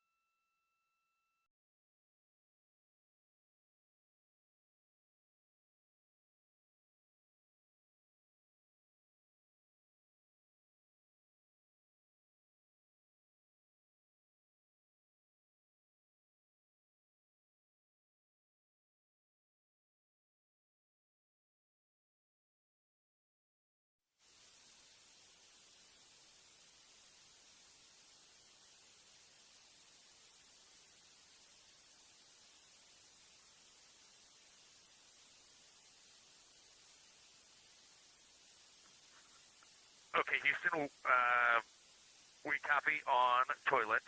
We have one stowage delta for you. Let me know when you're ready to copy.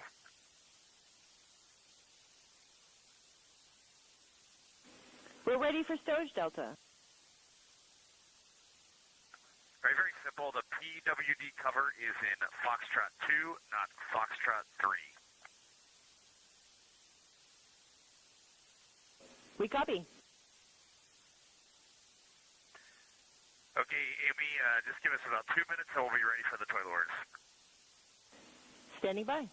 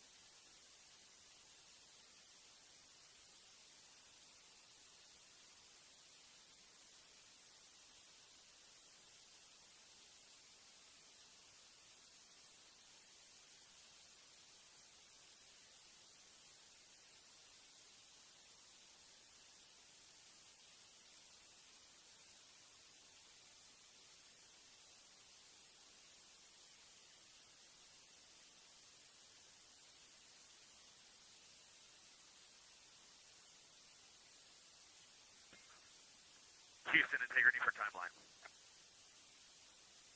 Houston's here. Hey, Amy, without knowing what's going on later this day, how important is the 4K encoder setup? Checking.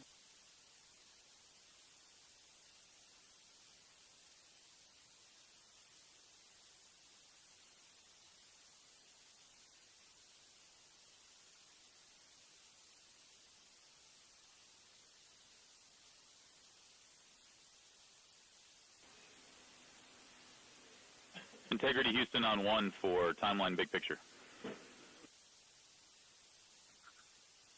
All 4 crew members are here, Jeff. Fantastic. Hey, it's been a great day, guys, and we're going to try and get you to bed a little bit early today. We do want to do the 4K encoder setup as well as the toilet troubleshooting. I don't think it'll take very long.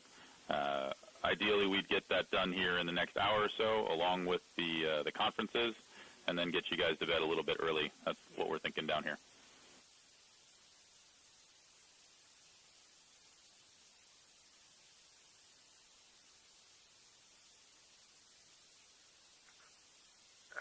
Jeff, that all sounds great to us. I have a couple pieces of information if you have no further updates.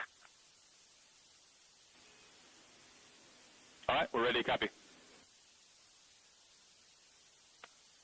All right, just how we're going to break up the crew right now to handle this. Victor is the lead for suit drying and suit stowage. we show that we have had glove swap for about 15 minutes, so we could probably move on there. How copy? We copy. Okay, Jeremy is going to be the cabin config supervisor. He is going to get into cabin config, but as his first activity, he is going to get a power chain set up with the Cobalt brick, and then he will work 4K encoder, and I will help him. How copy? We copy.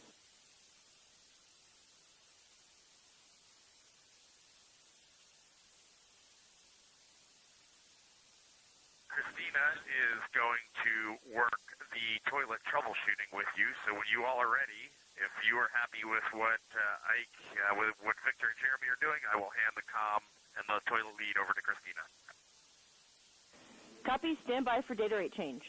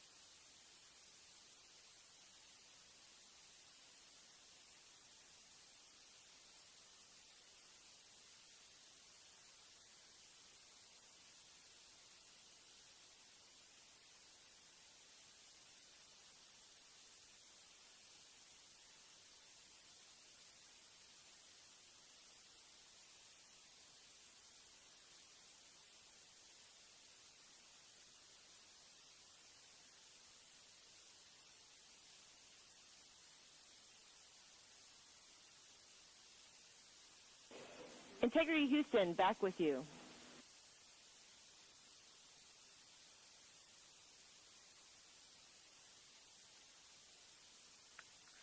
Amy, we have you loud and clear. Same. And lastly copied is that Christina will work toilet troubleshooting.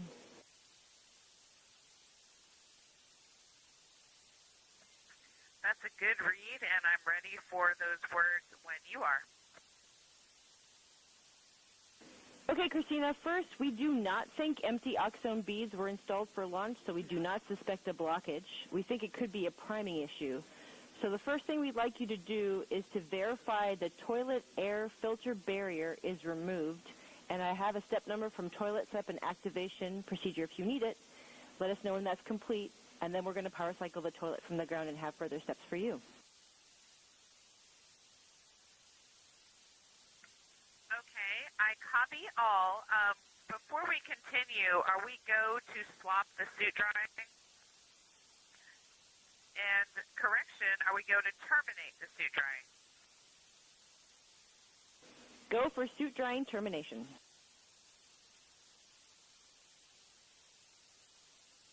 Copy. And Amy, for the air filter barrier removal, is that the nominal removal that's in the toilet setup and activation procedure that I ran? Affirm, it was step 5. Yes, I did complete that step.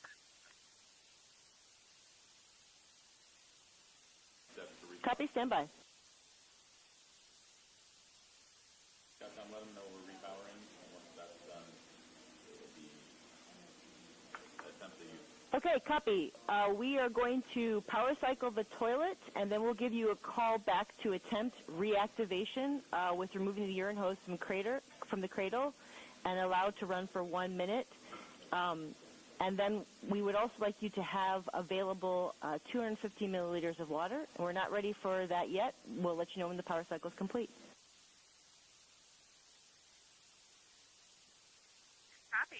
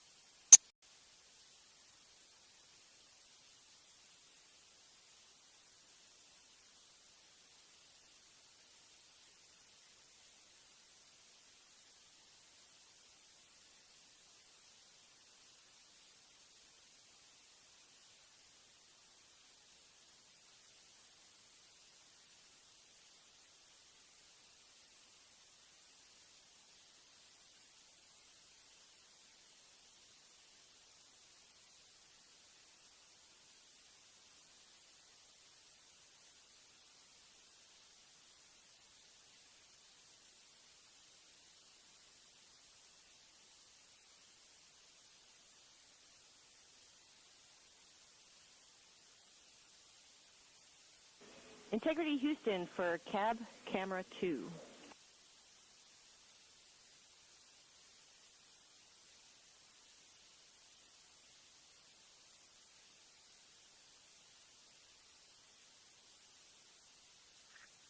Go ahead. Hey, Christina, for your and the crew's awareness, you may see the cab camera 2 light turn on. We are not streaming video. We're just getting a listing of files.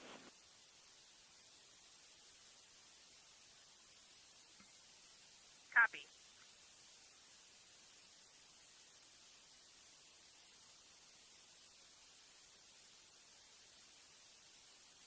And Integrity Houston for Christina and toilet troubleshooting.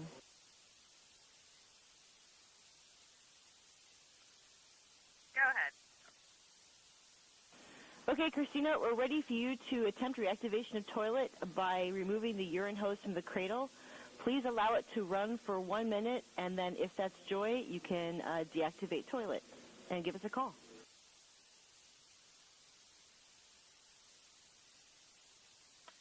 Copy, and understand I'm not putting the water in the funnel this time. Correct. Not yet. Not for this time. In work.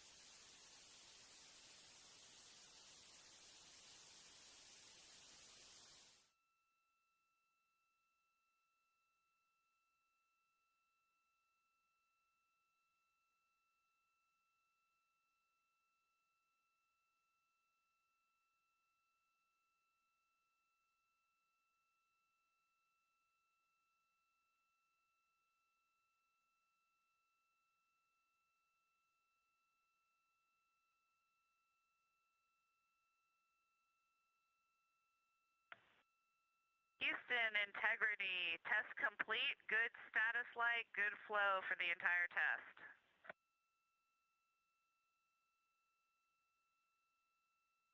Okay. Good news, Christina, and we are discussing next step. Stand by.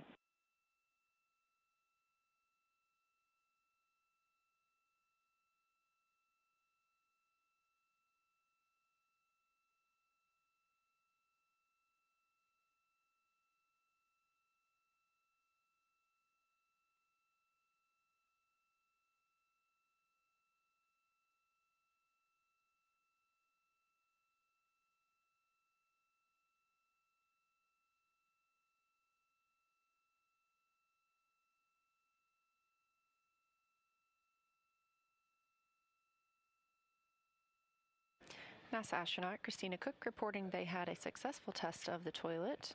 And integrity, Houston, Christina for toilet troubleshooting next step. Go. Okay, we're going to have you reactivate toilet with the removing the urine hose from the cradle. Please allow it to run for 1 minute, then add 250 milliliters of water, and then allow it to run for at least another 30 seconds and report how that went. In work. Continuing to execute those tests to make sure the toilet is up and running properly.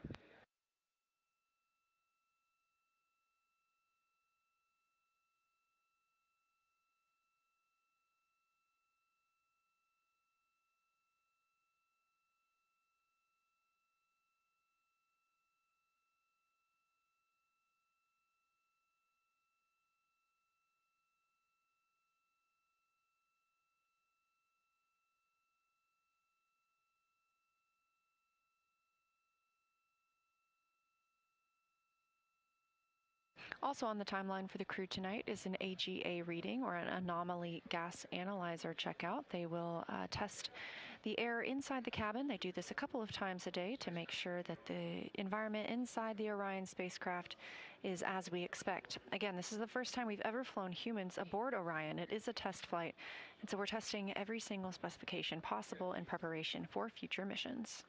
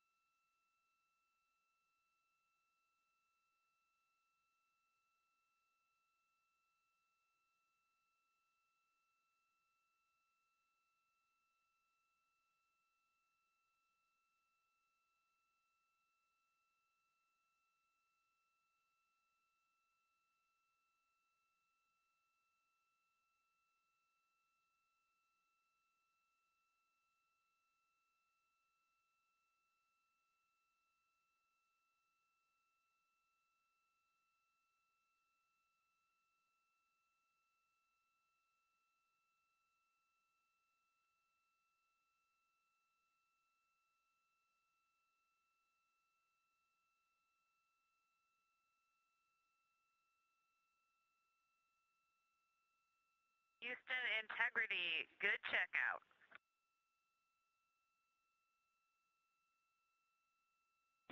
Okay, excellent news, Christina, and we are discussing if there's anything further we need.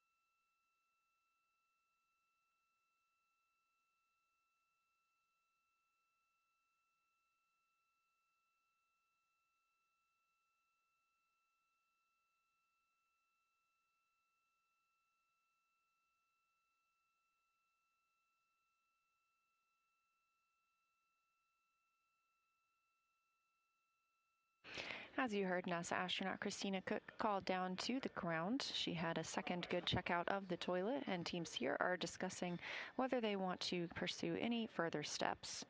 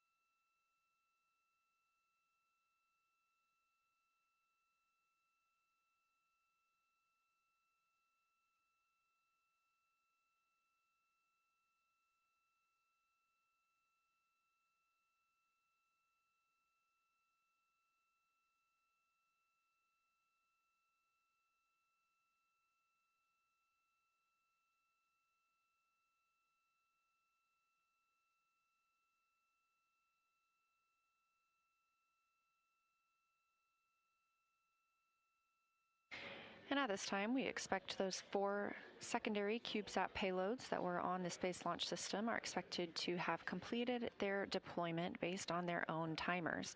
Now, we don't have direct confirmation of this, but the payload teams will be able to communicate with and track their CubeSats.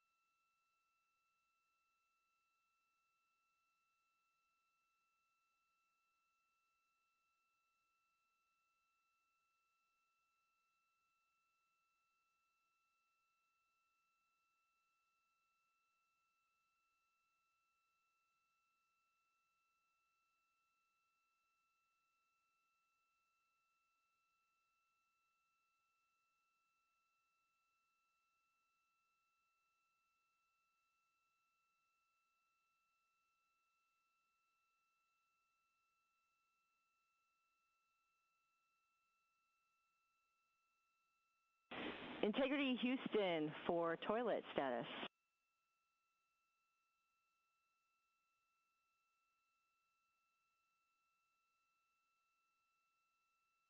Go. Happy to report that toilet is go for use. We do recommend letting the system get up to operating speed before donating fluid, and then let it run a little bit after donation.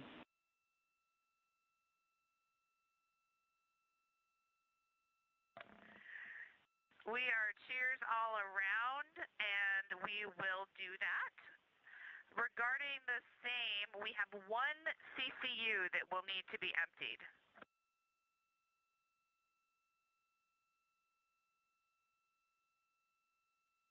We thought you might, so we went ahead and warmed up the heater, so you're good to empty the CCU at your convenience.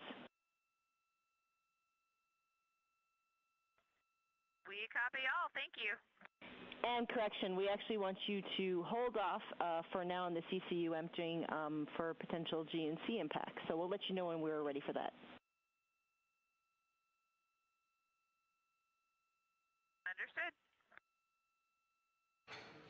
Further confirmation from the ground teams and crew that the toilet issues have been resolved and that the crew will be go to use the toilet as normally planned.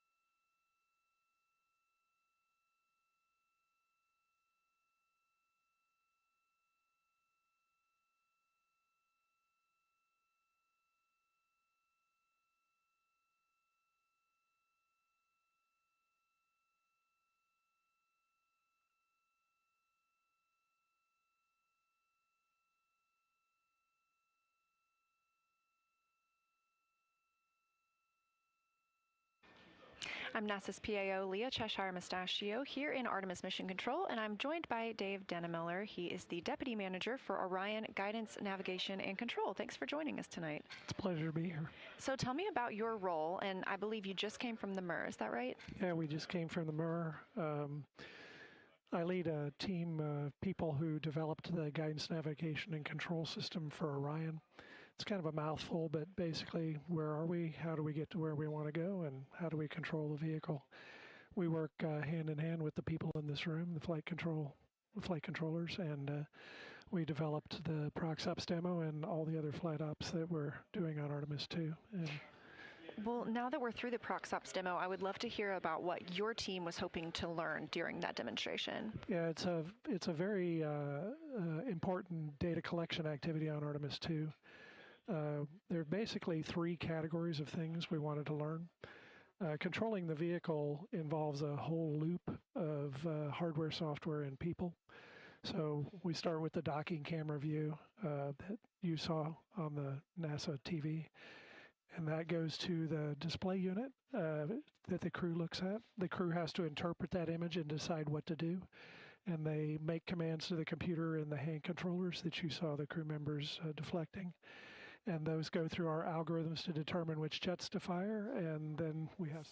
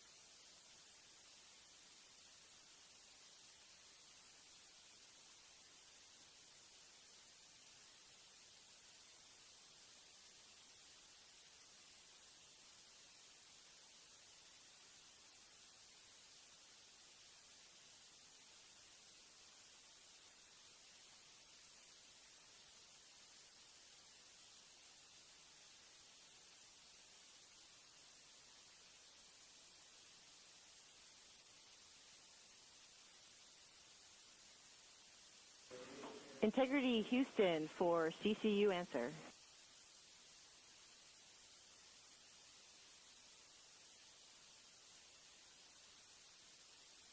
Go ahead. Christina, two options for when you can dump the CCU. One option is today at MET 6 hours, 5 minutes, which was during a planned dump time for us, or we can find a time for you to empty the CCU tomorrow.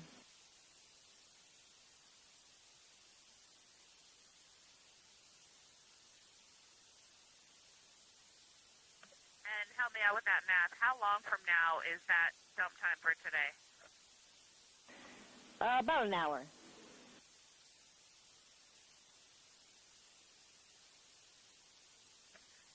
and I think we'd prefer to do the jump today during that time.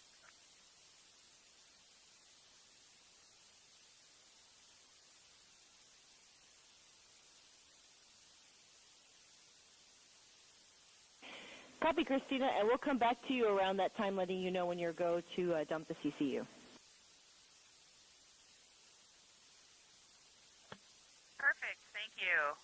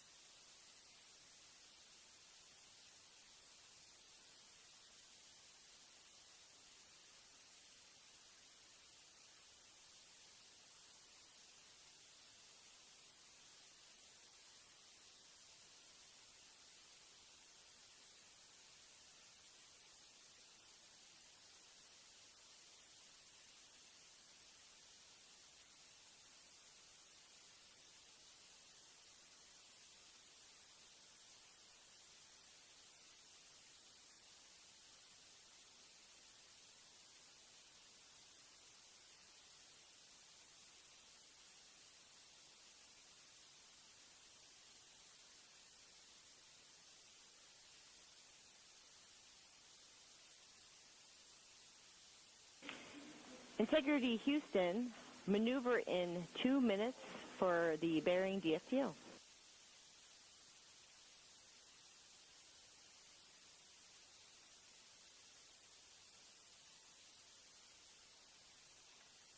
Integrity copies.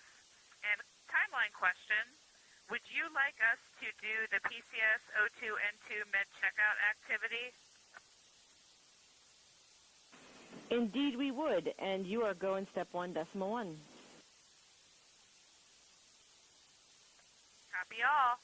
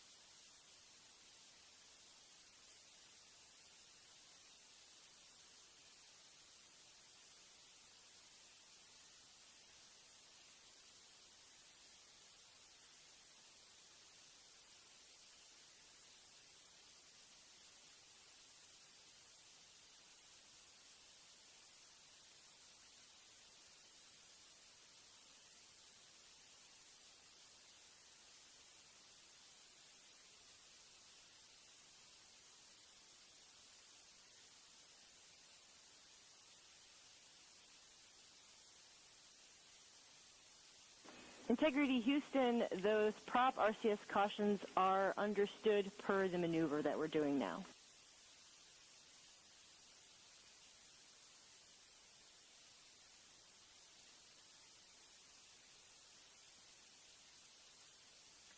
We copy.